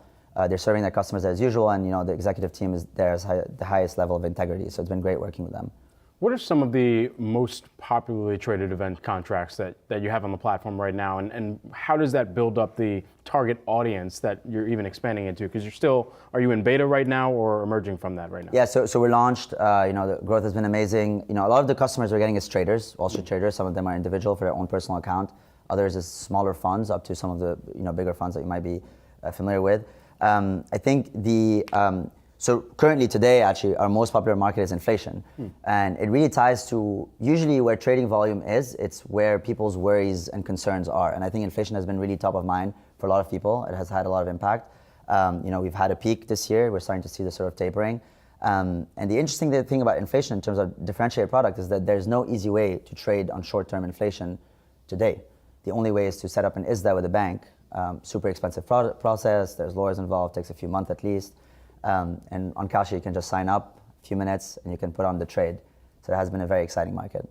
Finally, just quickly, I wanted to ask you, not directly related to FTX, but just what we've seen in the market, right? Sure. In the public and in the private markets. You guys are a startup. Has it been tougher raising capital? Like, what's the environment like right now? Yeah, so we're very well capitalized. We're very lucky. We've raised, much. We have close to 10 years of runway right now as a company. Very healthy financials. What I would say is what we see from peer companies is obviously the private market has tightened. We have seen kind of an unbelievable wave at the end of 2021, beginning of 2022. Capital was very, very cheap and it was very abundant. And you could see that a lot, especially with crypto companies. So peer crypto companies were raising at record valuations. I do think that the private market's appetite has largely lessened now. And people are looking at a lot more closely at valuations. We are not raising, we're not in the market, fortunately, but for some people that are in the market, it's definitely tougher. Yeah, it's a good place to be for you guys. All right, Tarek, good to see you. Tarek Thanks for having Mansour me. is co-founder and CEO of Kalshi. Appreciate it. Well, coming up next, Yahoo Finance went all in on the best company of the year. Now it's time for the worst. Carvana stock saw major declines. It's now ending the year with the possibility of bankruptcy looming over it. We're going to break down all the details and speak to an analyst next.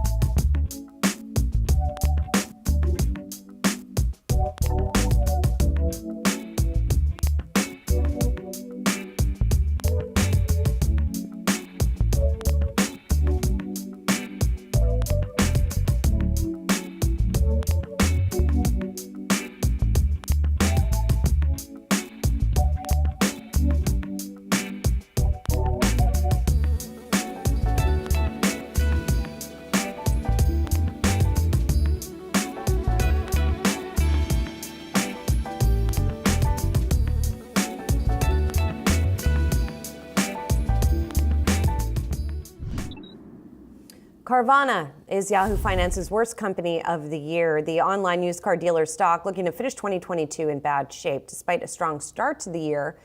Weak third quarter results as well as liquidity and financing concerns have been weighing on the stock. And here to talk about this more is RBC Capital Markets Internet analyst Brad Erickson. Brad, thank you so much for being here. It seems like at this point, the most immediate, urgent question looming over Carvana is whether it has enough cash to keep going. So I'm just curious where you weigh in on that issue. Yeah, thanks for being here.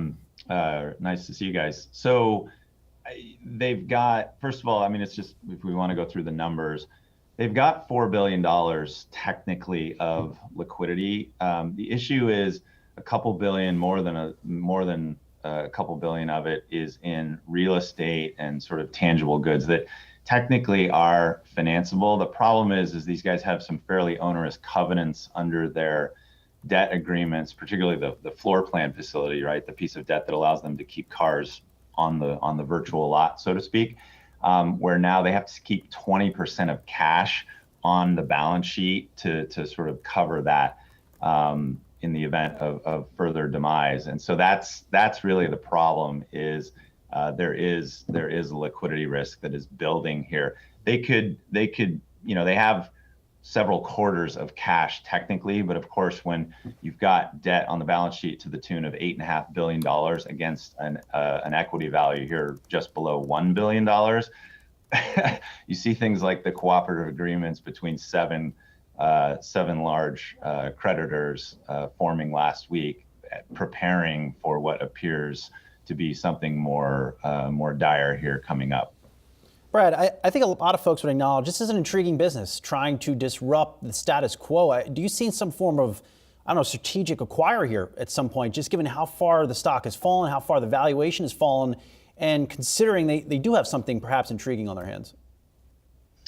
Yeah, I mean, I think you saw someone like an Apollo Group come in, I think probably with some of that thesis in mind. The issue is simply that the execution on how they're going to get the cash generation to support the debt load on this business, that has the potential here to be a very, very messy restructuring process. And I don't know that, to your point, like online car retailing is clearly a secular growth driver for the much longer term. However, this company has gotten itself into a situation where it way over acquired capacity earlier this year when it bought ADESA, which is the second largest used car wholesale company in the US, and piled on this $8.5 billion of debt, $650 million of annualized interest expense, and burning $400 million of cash per quarter. So you can see, you put that all together, clearly they have to make some changes. And then the sort of double whammy punch that happened was that the used car market is down 30% year over year right now. And so you're effectively going to have to compress the business just to start to be able to give investors confidence that you can generate some cash to start to support that debt service here coming up. I don't know that that's particularly attractive from an acquisition standpoint. I think it probably makes more sense to let the existing players, be it the founders or the largest shareholder, which is the founder's father, and or the debt holders, to come together and try and form some type of restructured financing to be able to move forward. Brad, from your estimation, what kind of rebound in the used car market would Carvana need to see and other players in that market in order for them to avoid any kind of catastrophic moment or even just to warrant a recovery? Yeah, so historically, when Carvana had started to decelerate, for its first 5-6 years in the public markets, Carvana was growing 100% in many cases, and then growth started to come back to earth as the numbers got bigger. For the last few years, Carvana has been able to generally outgrow the market by about 20 or 30 percentage points. Well, if you're down 30%, the math is pretty simple. They're probably more in the down sort of 10 or maybe even like 15% year over year. The market were to recover by, say, 15, 20, 30 percentage points, they'd go back to growing 20%. That's probably the minimum that they need to really start to improve the business. As I said earlier, though, the problem is when you're burning hundreds of millions of dollars of cash, they are actively downsizing to be able to get to unit economics profitable, and they need some help on the unit side, frankly. And then you're into the interest rate conversation and how are used car sales going to improve? And it's tough from my perspective. We don't have a lot of visibility on why that would happen here in the near or even medium term. RBC Capital Markets Internet Analyst Brad Erickson, thanks so much for joining us. Appreciate it. Thanks, guys. Definitely. Let's get a quick check of the markets here as we are almost 90 minutes into the start of trading, 80 on the dot. Coming here on your screen, we've got a look at the Dow, the S&P 500, and the Nasdaq Composite there. That is lower. That's turned negative. It was higher as we began the session, and two particular names are in the laggards territory in the Nasdaq. You've got Amazon down 1%. Also, Tesla was down by about 4.5% a moment ago. One of the other trending tickers in the EV space, though, that is also lower on the day, Rivian. That's trending on the Yahoo Finance platform right now, down by about 3.5% here, and that on the news that they're pausing some of their plans to make EVs with Mercedes-Benz in Europe. Also here coming up, Golden Globe nominees for this year have been revealed after scandal and boycott knocked the broadcast off TV for a year. We're going to discuss next.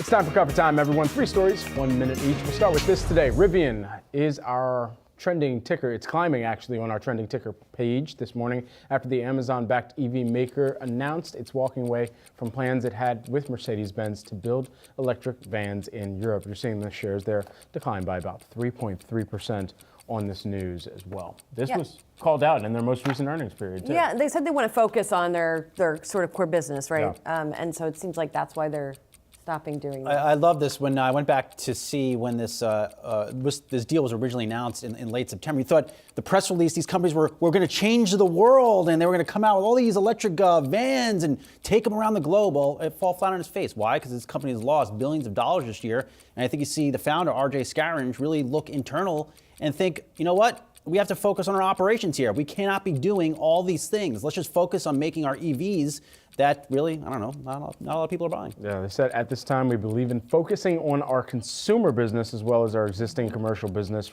and represents for them the most attractive near-term opportunities to maximize the value for Rivian.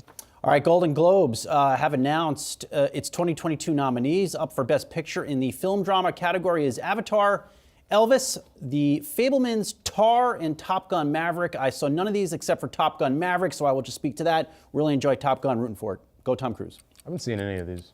You didn't see Maverick? I didn't see I Maverick. didn't see it either. Wow. Yeah. I don't need another Tom Cruise movie. Yeah, I'm all set. I don't know. we had about 50 seconds to fill here. Can we hit some tickers? I'll probably see it at some point. Do a market check?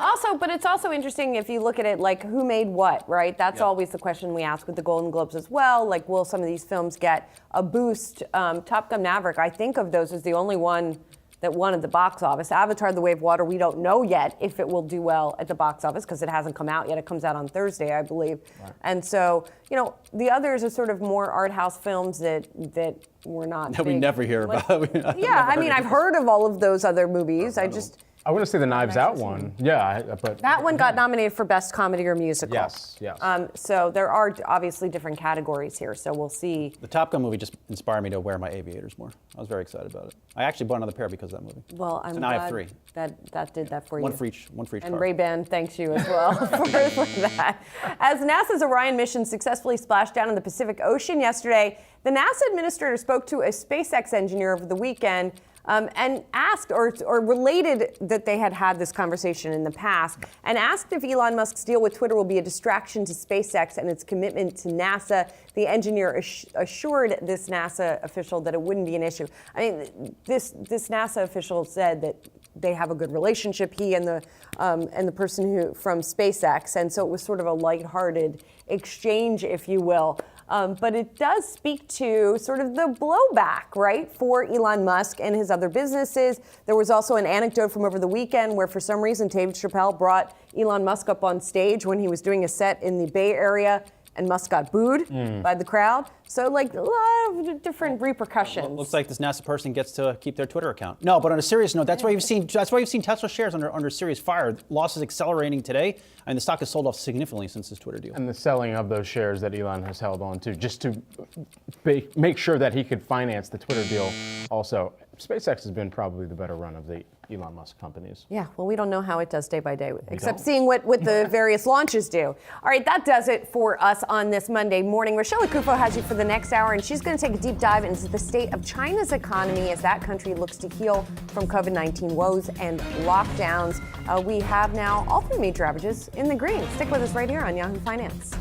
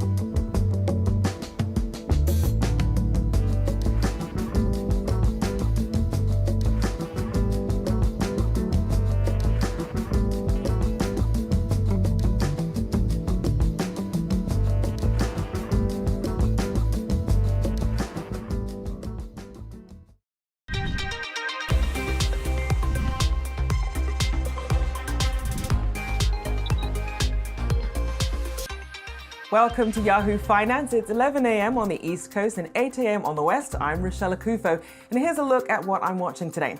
Eyes on the prize. With CPI and the Fed decision fast approaching, investors will finally have something to hang their hats on. But are we paying too much attention to macro data and too little to earnings risk? We'll ask JP Morgan's Stephanie Roth. And the great unwinding. Reports of long lines outside clinics in Beijing and Wuhan aren't good news for anyone. As China starts to roll back COVID measures, one analyst will tell us why opening up and reopening are two very different things. And flashback, a divided Congress, markets on edge, and heightened political risk. The debt ceiling debate this year doesn't look that different to 2011's famous showdown. Can we avoid that kind of turbulence? We'll ask someone very much in the loop. But first, let's take a look at how the major indices are trading 90 minutes into the trading day. You see all three in positive territory. The Dow up there more than 200 points, the S&P up about 11 points, still relatively flat, and the tech-heavy Nasdaq there up about 14 points as well. Let's also take a look at what's happening with treasuries. We saw that they were mixed at one point, and we see that now all three in negative territory. We see the 5-year down only ever so slightly, though, at 3.75, the 10-year down relatively flat as well at 3.56, and the 30-year down at 3.55. All right, well, let's turn now to our very own Jared Blickery over at the Wi-Fi Interactive for an update on markets and what's moving them. Jared. That's right. We were just taking a look at the bond market, not moving much today. Looking at the equities market, a lot of times we see what's called FOMC drift, and that typically starts the Tuesday before the meeting or before the announcement, and it'd be a little bit earlier for that to happen in today's cycle. Nevertheless, we're looking at some gains here, and let me just take a look at the S&P 500. Now, we did just get an article by Nick Timiraos over at the Wall Street Journal. By the way, this is the 10-year T-note yield. I promised you the S&P 500. There we go. This is a year-to-date look. We just got that article by Nick Timiraos at the Wall Street Journal, aka the Fed Whisperer, kind of pointing out what we might expect from tomorrow and the next day. That is going to be 50 basis point hike in December. No real surprises there, but I wanted to read one key line from the report, and this has to do with the Fed potentially pivoting into a recession, maybe just pouring some cold water on that. Normally, the Fed would cut rates as soon as it thinks the economy is entering a recession, but this one analyst thinks that investors are in for a surprise next year when the Fed does not do that. People don't understand this will be a very different recession. This is one where they'll be willing to deliberately create a recession, and they're not going to cut right away. So expectations for everybody holding out for that pivot next year, maybe not going to surface. Now, I want to pivot to the retail sector, which has not been buying stocks as aggressively as they have for the first part of this year. And maybe that has to do with some of the losses that have been stacking up. Van de Track has estimated some of these losses in Tesla, for instance, retail losses of $78.3 billion, Apple $39 billion, AMD $27.9 billion. The list goes on. So a total of $350 billion. Now, traders might be wisening up a little bit and not, I guess, spending as much money this year as they did last year, because you take a look at some of the tickers in our meme heat map, how they performed over the last 2 years. A lot of retail traders simply got burned last year, and you got to think that if they're still trading it out, slugging it out in the depths, in the trenches here during this year, maybe they're onto something. Nevertheless, here's the meme stocks over the last 2 years. I can show you year to date as well. Bottom line here, retail traders not the force that they have been coming into this Fed meeting, but as I said, expectations probably not as they should be either for the investment population at large here, guys. Indeed, certainly a lot of noise out there, investors trying to make sense of it all. Thanks for breaking that down for us, our very own Jared Blickery. All right, well, considering the consumer now, robust spending could lose steam as the savings they rely on start to run out. And with incomes not rising to match, consumers are set to buckle down and save as we turn into the new year. Well, joining us now is Stephanie Roth, JP Morgan Private Bank Senior Markets Economist. Welcome to the show, Stephanie. So as we try and get a gauge, we know that a lot of people are looking at this CPI print ahead of the Fed, but you say of the three things that the CPI makes up, there's one you're focusing on in particular, and that's services excluding shelter. Why is that? Sure. So the three main points of the CPI that are worth noting: goods inflation, that's coming down. Leading indicators of that suggest that that's the case. COVID pandemic related factors were driving that up. That's coming out of the data. Shelter inflation, also not that important in the sense that Leading indicators of real-time rents have been coming down, so we do expect shelter inflation to slow over the coming months. The Fed does expect that as well. So really what matters is service inflation excluding shelter, because that's the inflation that's tied to the labor market. The labor market's currently running too hot, and this is the part of the inflation dynamic that the Fed is going to be most worried about, because that is what's tied to this tight labor market that they're trying to slow down. And it is worth noting that the CPI print, the Fed's forecasts were submitted before the CPI print, in case people are wondering about the impact of that. What are your expectations for the Fed announcement? Sure. So we're expecting the Fed to be hiking by 50 basis points at the meeting. That's certainly consensus. The question is whether they're going to be hiking by 25 basis points in the February meeting, or if that will be 50 again. Then the question is also, where's the Fed's dot for 2023 going to be revised to? Expectations are just shy of 5%. That's in line with our expectation, but we do expect it to be revised slightly higher. So the question is really going to be, how is Powell going to be talking about the dynamics at hand? He certainly came across as dovish at the Brookings meeting, but we do think the conversation could be a little bit more hawkish this time around. And Stephanie, I want to ask you about the consumer, because we have seen them be relatively resilient, but then you estimate that the consumer has around 3 months of excess savings before they run out. So with that then coinciding into a potential recession in 2023, what sort of economic domino effects could we be looking at?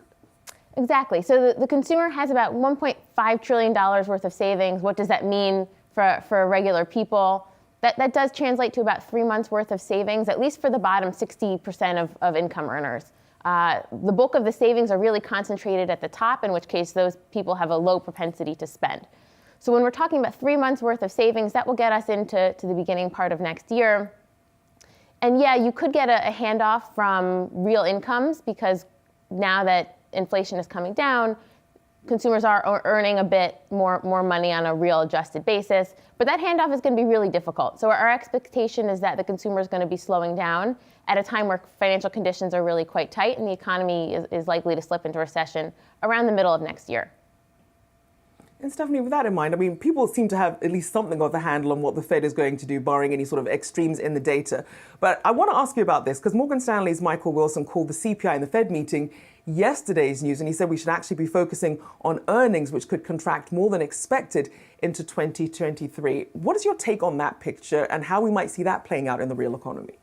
Sure, I think that's really important. The conversation from earnings, especially when it comes to margins, is going to be critical.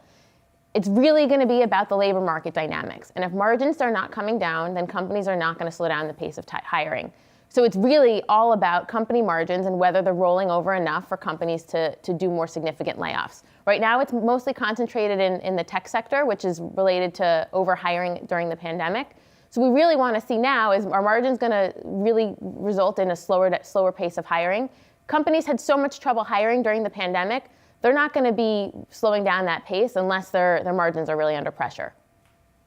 So Stephanie, with that in mind, a lot of retail investors wondering what to do. According to Vanda Research, the average retail investor saw their portfolio shrink 30% in 2022.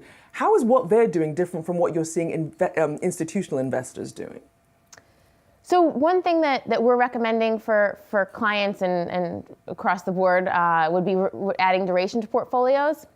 Now is a great time to be adding yield, and on top of that, you could get a nice capital appreciation if rates just come down over the next year, which is our expectation. So it now is an exciting time to be talking about fixed income with all sorts of clients. There is stuff to do on the equity side. We're still a little bit more defensively positioned. We are talking about taking advantage of attractive valuations when it comes to small cap companies. But I would say the most exciting opportunities really are fixed income today. All right, well, there you go. Opportunities still to be had in this market. A big thank you to Stephanie Roth, JP Morgan Private Bank Senior Markets Economist. Thank you for joining me this morning. All right, Coupa Software is the #1 stock on Yahoo Finance's trending ticker page. Shares surging after Thoma Bravo agreed to buy the software maker in a deal valued at $8 billion. The private equity firm calling the deal, quote, the optimal path forward, as broader economic uncertainty continues to hit tech stocks. You see there, it's up almost 30%. Now, of course, Coupa went public in 2016 and provides business spend management software to help companies manage the purchase of goods and services. So we'll be keeping an eye on that one. As you can see, they're up 133% over the past 5 years. All right, coming up, a risk event. Reports of lines outside fever clinics in Beijing and Wuhan will concern authorities as China begins rolling back those COVID restrictions. We'll ask our next guest to distinguish between opening up and reopening. Don't miss it.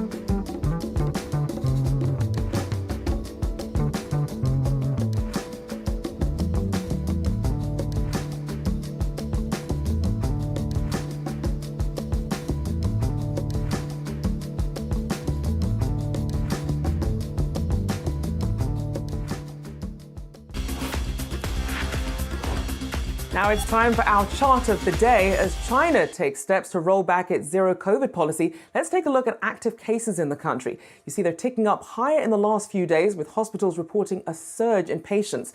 China's COVID-19 expert Zhong Nanshan warning that Beijing could see a major outbreak as Omicron variants spread rapidly through the country's capital.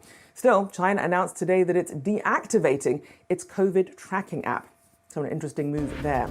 Well, now we have Yahoo Finance's Anjali Kemlani with us for more on this. So Anjali, what can you tell us about the COVID situation in China right now? Well, Rochelle, as you mentioned, China now reducing the use of and actually doing away with its COVID tracking app that tracked its citizens who travel to high risk areas or high circulation areas. That's going away. We've also seen the reduction of those testing sites as well as other testing requirements. So really pushing away from the zero COVID policy. Now, what China is doing is increasing, citizen awareness of where the locations are for isolating and quarantining and the like. They've also, as we know, reduced contact tracing largely, as well as reduced isolation times for inbound travelers. All of this painting a picture of just a looser attention to the situation.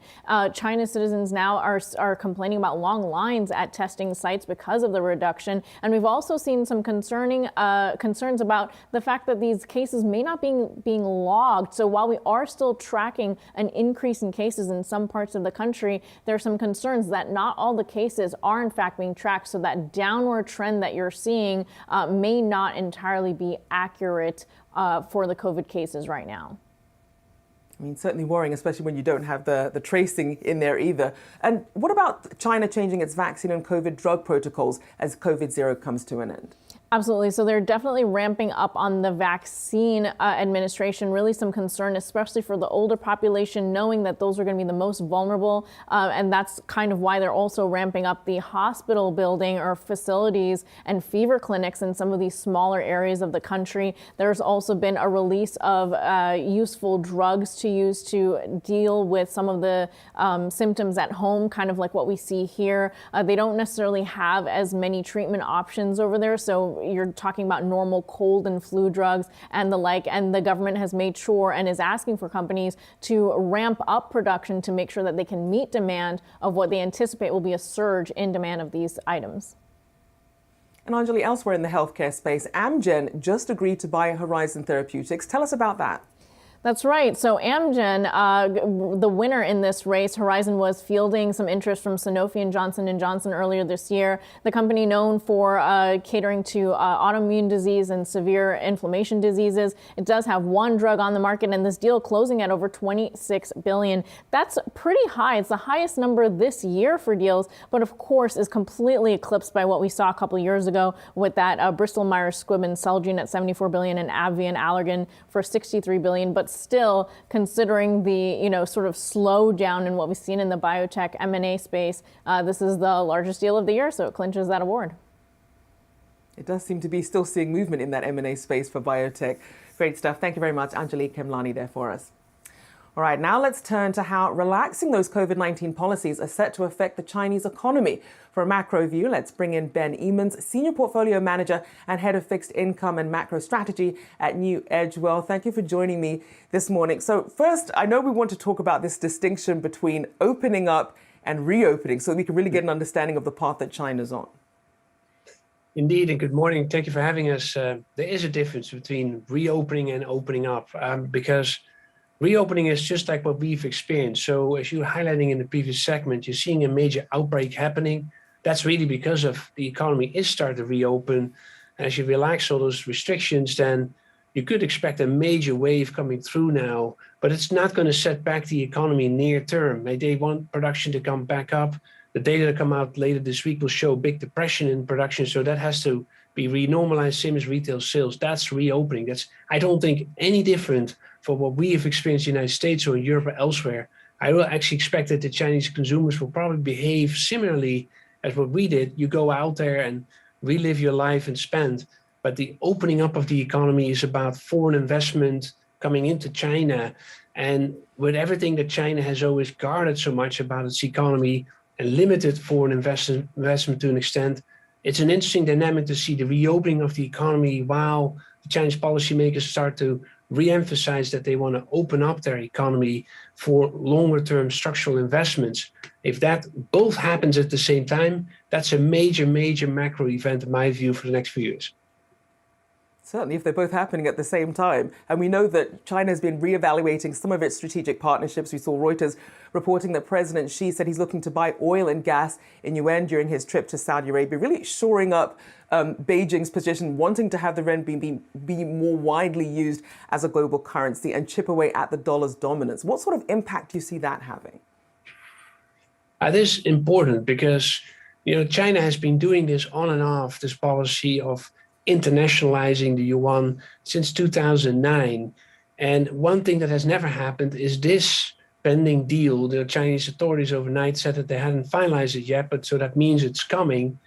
This pending deal about settling crude oil into yuan. In other words, everything that China starts importing as it reopens its economy, it will be then settled in yuan. And why that's important is, well, yes, it's a move away from dollars.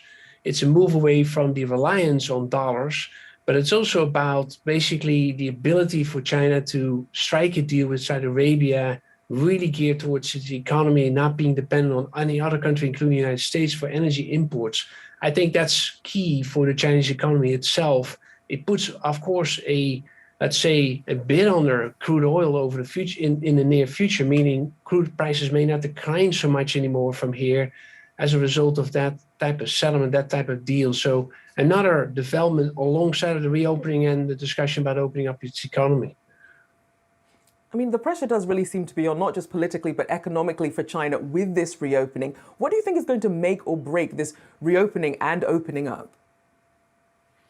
Well, I think what you could see is that as the reopening continues, it seems that we really have moved now away from zero COVID. That's more and more confirmed. The challenge will still be to get an economy opened, just like our economy is in Europe, an open economy, trading and allowing for foreign investments to come in. And, basically what we've experienced, and I think that's still, several steps to see a fully reopened economy from China in that respect. The reopening itself, however, is really about a major boost of foreign travel, major boost to the region in Asia. You can tell from Hong Kong, the Hong Kong index is now up almost 35% since October when the first reopening discussion started. And Hong Kong GDP is likely going to be boosted a lot. So those effects are there. I think the opening up is a second stage. But as we know from Belt Road initiatives and how that has actually morphed into a big financing globally, over $1 trillion, I do think that this opening up of the economy comes at a very timely point here as they reopen the economy. So expect China GDP to really start being boosted into next year back to 5%.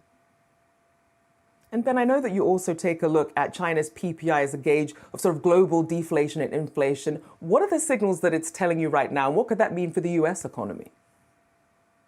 That too could be meaningful because, if I take it back, say, 5-6 years ago, when you had also the China PPI in deflation and you had oil prices really low, sort of a $20-40 per barrel range, that put a lot of downward pressure on CPI in the US and Europe for quite some time, at least for several years. And that's completely the opposite today.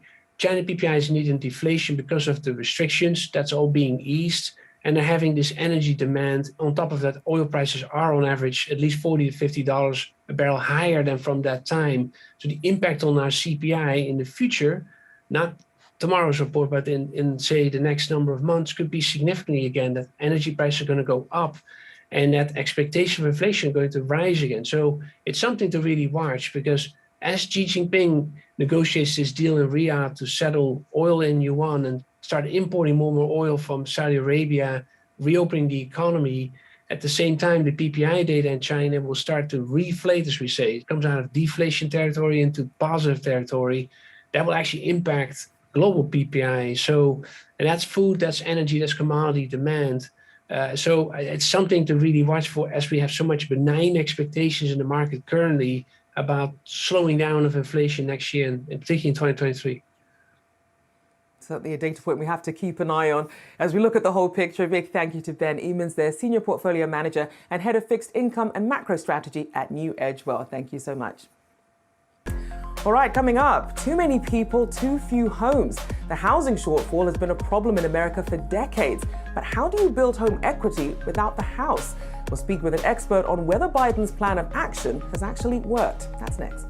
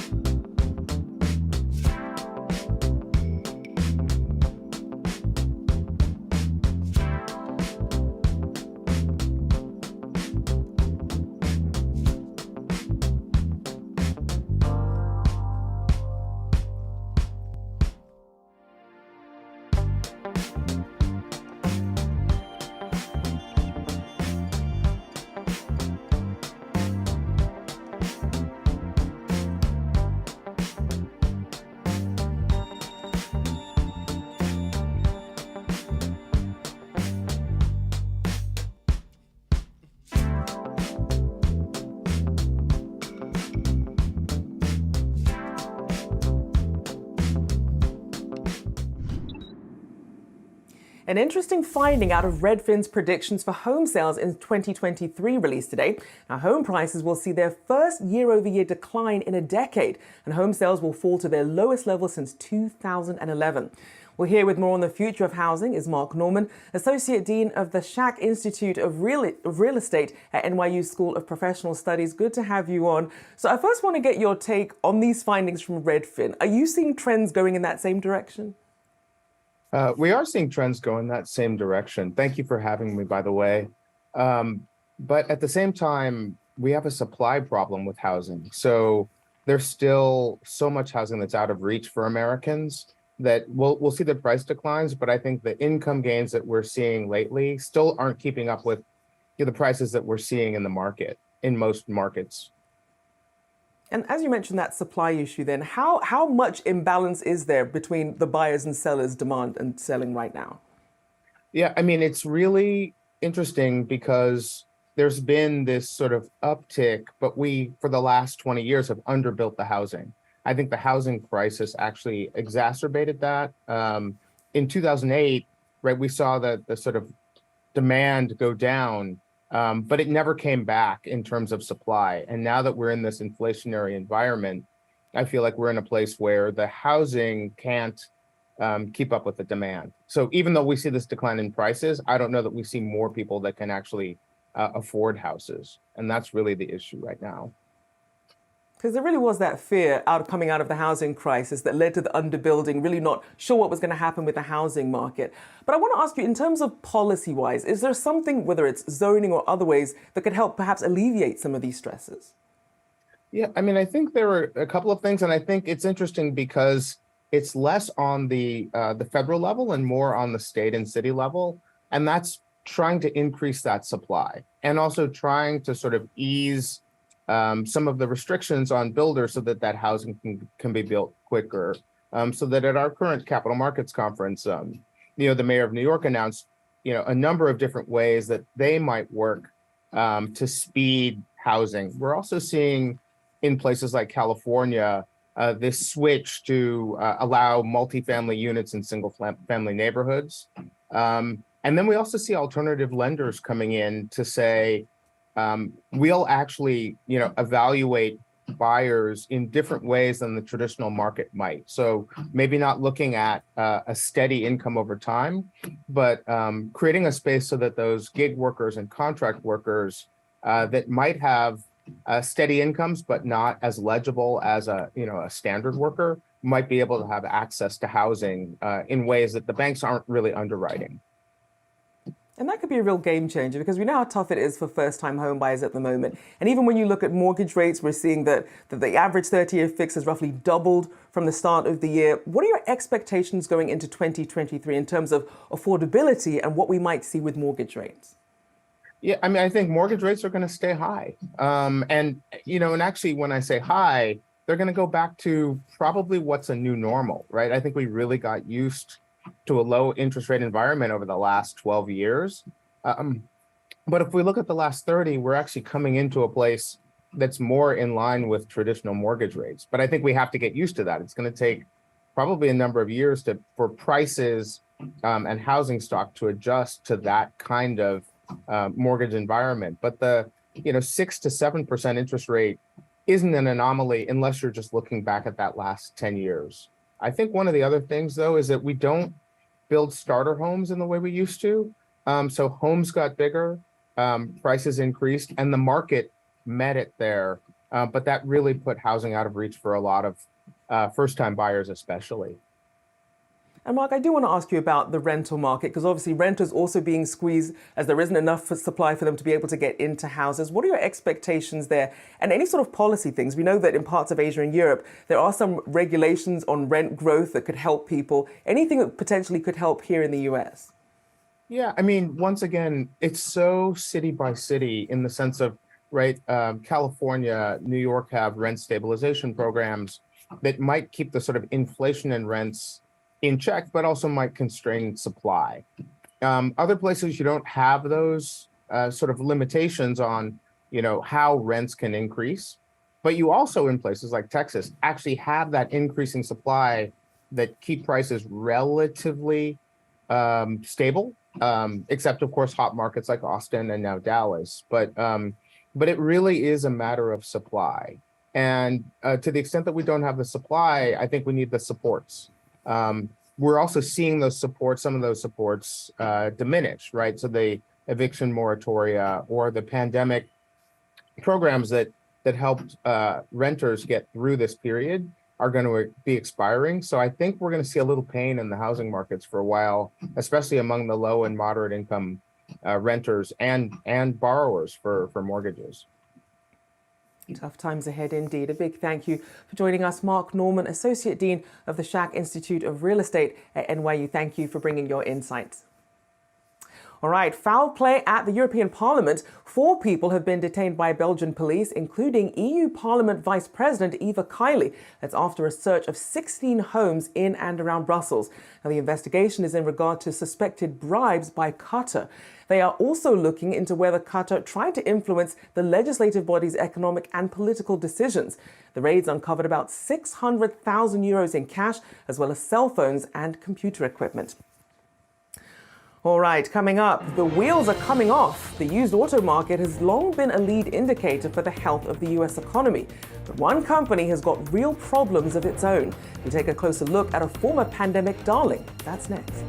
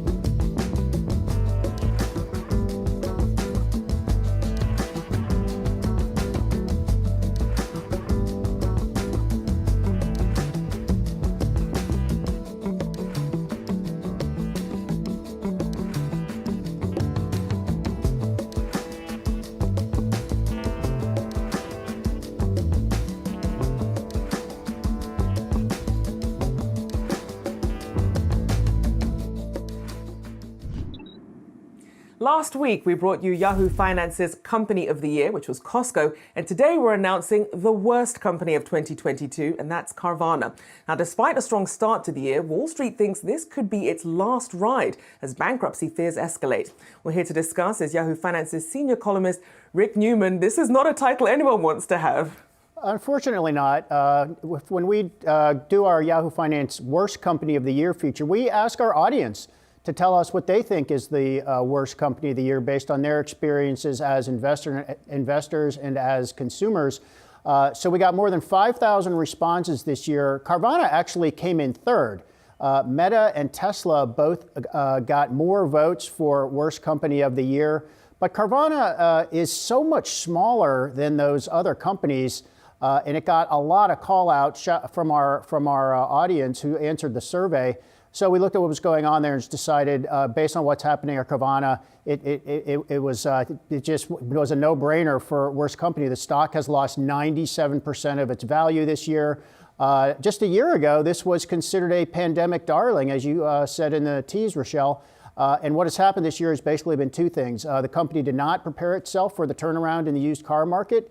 Many analysts say it should have foreseen that higher interest rates were coming. That was going to hurt the used car market. And the second thing they did was make an acquisition in May that has turned out to require some pretty high interest rate payments on the debt they issued to make that deal happen. And they're just burning cash. So the company, it's not out of cash yet. There are worries that it will run out of cash. It still has some liquidity, but it's going to have a very tough time in 2023. So we'll see if Carvana is a public company at this time next year, still operating business as normal, or if it has to go through some kind of restructuring. And it was one of those things where obviously Carvana didn't prepare for what life was going to look like after the pandemic, that everyone wasn't just going to be buying their cars online. What else are you watching in the car space? I know that we're also looking at some moves by Rivian as well, but what stands out to you about Carvana's place in the auto industry as well? So Carvana actually has a pretty interesting and perhaps very workable business model. I mean, the way Carvana works, for people who haven't used it, it's a used car online marketplace. You do not have to go to a used car dealer, and let's face it, nobody likes to go to a used car dealer. And it's a one price option. You select your vehicle online, and they either deliver it to you or you go to one of their so-called vending machines to pick it up. So this actually is a good business, and there's no major player in this business. So it's not as if Carvana is trying to dethrone some giant. CarMax is the biggest player here, and CarMax only has 3.5% market share. So it would seem like there's a lot of room to move in here, and that's what Carvana says it's going to do. They say, look, many companies that have tried to disrupt an established marketplace have faced some struggles. Go back to the .com bust. I guess that's where the analogy is. And they say, you know, we're going to emerge from this as a market leader. Rivian, you just mentioned. So Rivian is an electric car manufacturer. They make the cars instead of selling used cars. And they just announced that they are going to terminate a development deal with Mercedes-Benz in Europe. And if there's a recurring theme here, it looks as if what Rivian's doing is conserving cash. Rivian is in a better financial position than Carvana. Obviously, two different industries. These are not competitors. But Rivian, it's already selling one electric pickup truck and one electric SUV, but at very small margins. It's not making a profit yet, so it needs to conserve cash. So there's a lot going on in the car business these days. It's fascinating to watch and see, whether some of these new business models can get traction and last for the long term. And I have to say, when it comes to haggling over cars, I'm one of those people, I like to be in person. I tend to wear them out before they wear me out. So absolutely. I like a deal. Okay, you're one of the few, Rochelle. One of the few. A big thank you to our very own Rick Newman. All right, coming up, another year, another race against time to raise the debt ceiling. But with a split Congress looming, it's a little different this time around. We look at the implications of failing to act before January. That's coming up.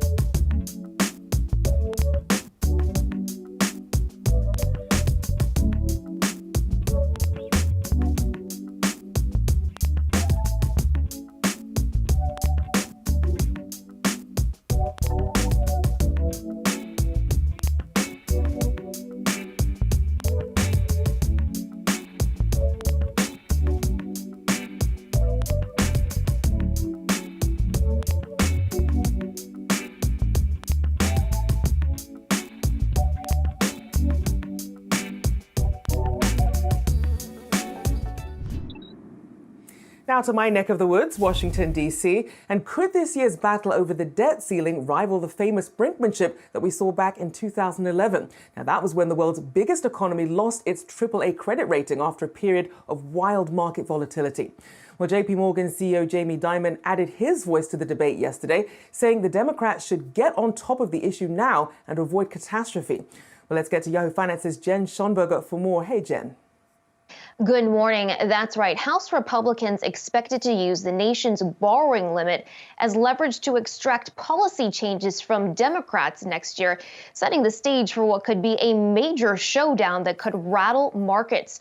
In years past, Republicans have demanded deep spending cuts in return for raising the nation's borrowing limit. That has led to standoffs, resulting in government shutdowns, plunging markets, and in 2011, an unprecedented downgrade of the nation's credit rating. Republicans, including House GOP leader Kevin McCarthy, who is running for House Speaker, have suggested that debt ceiling increases should be tied to substantial cuts in domestic spending and potentially reductions to Social Security and Medicare. Demands also include changes to immigration policies, and several Republicans have said straight up they may not vote to raise the debt ceiling even if all of their demands are met. Now, if elected, McCarthy would have to juggle demands from the far right to adhere to getting the nation's spending under control, while also trying to cut a deal with Senate Democrats and President Biden, again, setting up the potential for a major showdown. Now, a lack of political urgency and a shrinking window before the holidays has led Democratic congressional leaders to all but give up on trying to raise the debt ceiling in this lame duck session before losing control to the House in January. Now, Congress raised the debt limit last December by $2.5 trillion to just over $31 trillion. That limit is expected to be hit sometime next year, though Treasury has not said when that is yet, though Treasury will be able to enact what is called extraordinary measures to try to buy time for that. The Bipartisan Policy Center estimates that could be the second half of next year. Of course, a lot of moving factors here. So definitely a risk for markets and the economy next year. Rochelle? Indeed, time of the essence. Jen Schonberger reporting there for us. All right, so once you hit that debt ceiling, you can't borrow anymore. Not a great scenario for the world's biggest economy. So are we going to lift it soon? And what are the realistic chances of a disastrous default if we don't? Well, joining us now is Maya McGuinness, president of the Committee for a Responsible Federal Budget. Good to have you on the show. So as we look at this very limited time we have before a new Congress kicks in, what could Congress do right now to manage this? Well, there certainly is the opportunity for Congress to go ahead and lift the debt ceiling now. And they should, because frankly, we should never be waiting until anything close to the last minute to lift the debt ceiling. Failing to do so, getting in a standoff, roiling markets has huge cost, even short of the sort of inconceivable scenario of our actual defaulting. So what we always do is we wait until the last minute and we actually use these extraordinary measures where the government is shifting money from one trust fund to another. We should break that habit immediately. And Congress should lift the debt ceiling as soon as possible, whether it's in December with the Democrats still in control, or we should do it early in January. We should not wait till the last minute. All that said, this is a really important time to stop and take stock of the fact that our fiscal situation is out of control, with our debt growing faster than the overall economy.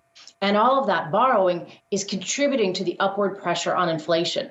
So if we could responsibly use the debt ceiling increase to also take an assessment of where we are fiscally and make some changes to improve our fiscal trajectory, that would be two important things that we would be able to accomplish. But they cannot wait until the last moment. They need to get started on that kind of a discussion as quickly as possible.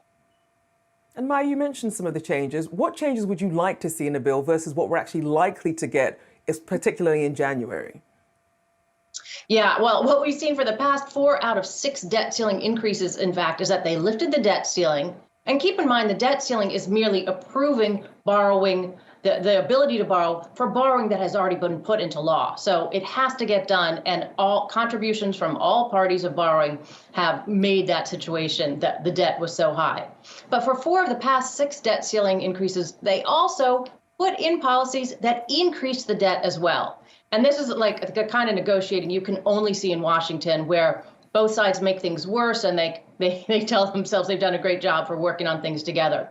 What we should do is put in either policy changes, maybe some kind of spending caps, look at shaving off some of the tax breaks that are out there, or what might be easier and has worked in the past is let's put in some process changes. There are a number of commission ideas out there. One, the Trust Act. It's bipartisan, it's bicameral, and it says if there's any trust funds that are headed towards insolvency, let's work on averting that insolvency by making some changes. Doesn't dictate the outcomes, but says we actually have to pay attention instead of kicking the can. So a process like that, or a broader fiscal commission, or a commission, for instance, that would focus on how to get economic growth going and inflation under control, that would be a really smart thing to pass at the same time we pass a debt ceiling increase.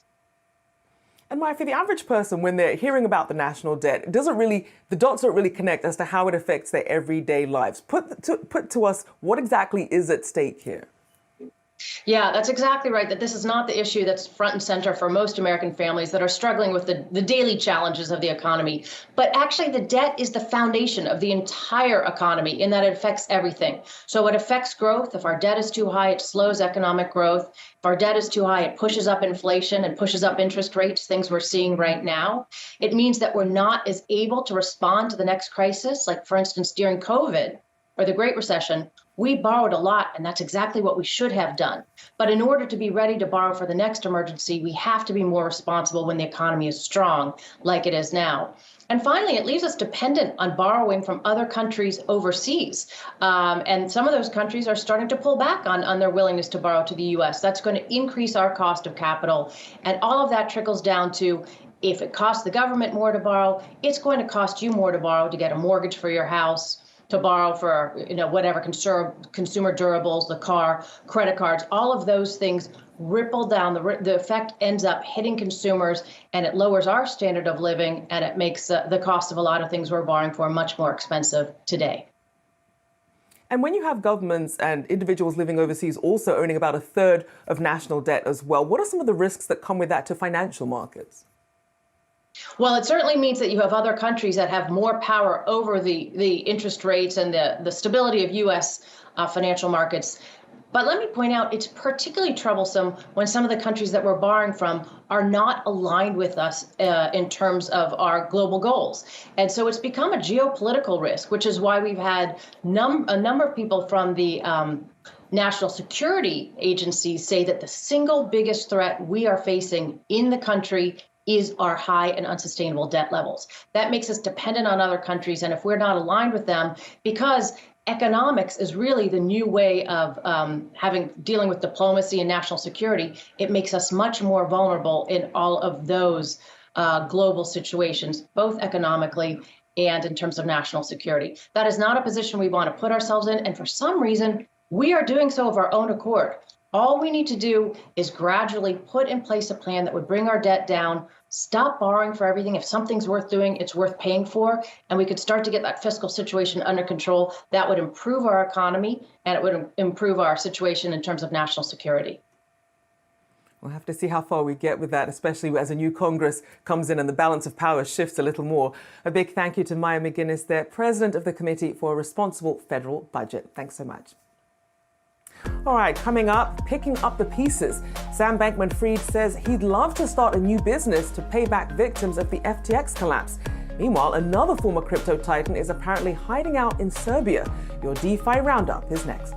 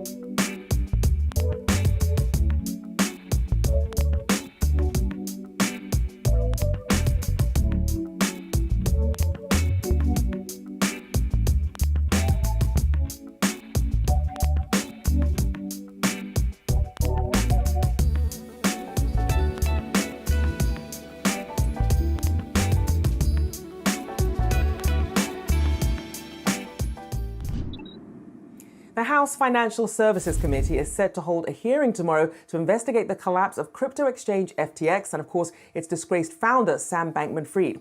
Yahoo Finance's David Hollerith joins us now with details on what to expect. And Dave, a lot of us were wondering whether or not this was actually even going to happen, given all the back and forth. That's right. He has agreed to testify tomorrow before the House. There's also a Senate banking hearing the following day on Wednesday, which he has said that he has not yet agreed to testify at. And actually, just an hour ago during a Twitter interview, when asked why he has been reluctant to testify before Congress, Bankman-Fried has admitted that previously he's been reluctant to do so because he's not been confident that he can give good answers surrounding the collapse of his crypto empire. Now, notably, what we want to know about, what most listeners want to know about, is who authorized his company to spend between $8 and $10 billion in customer funds.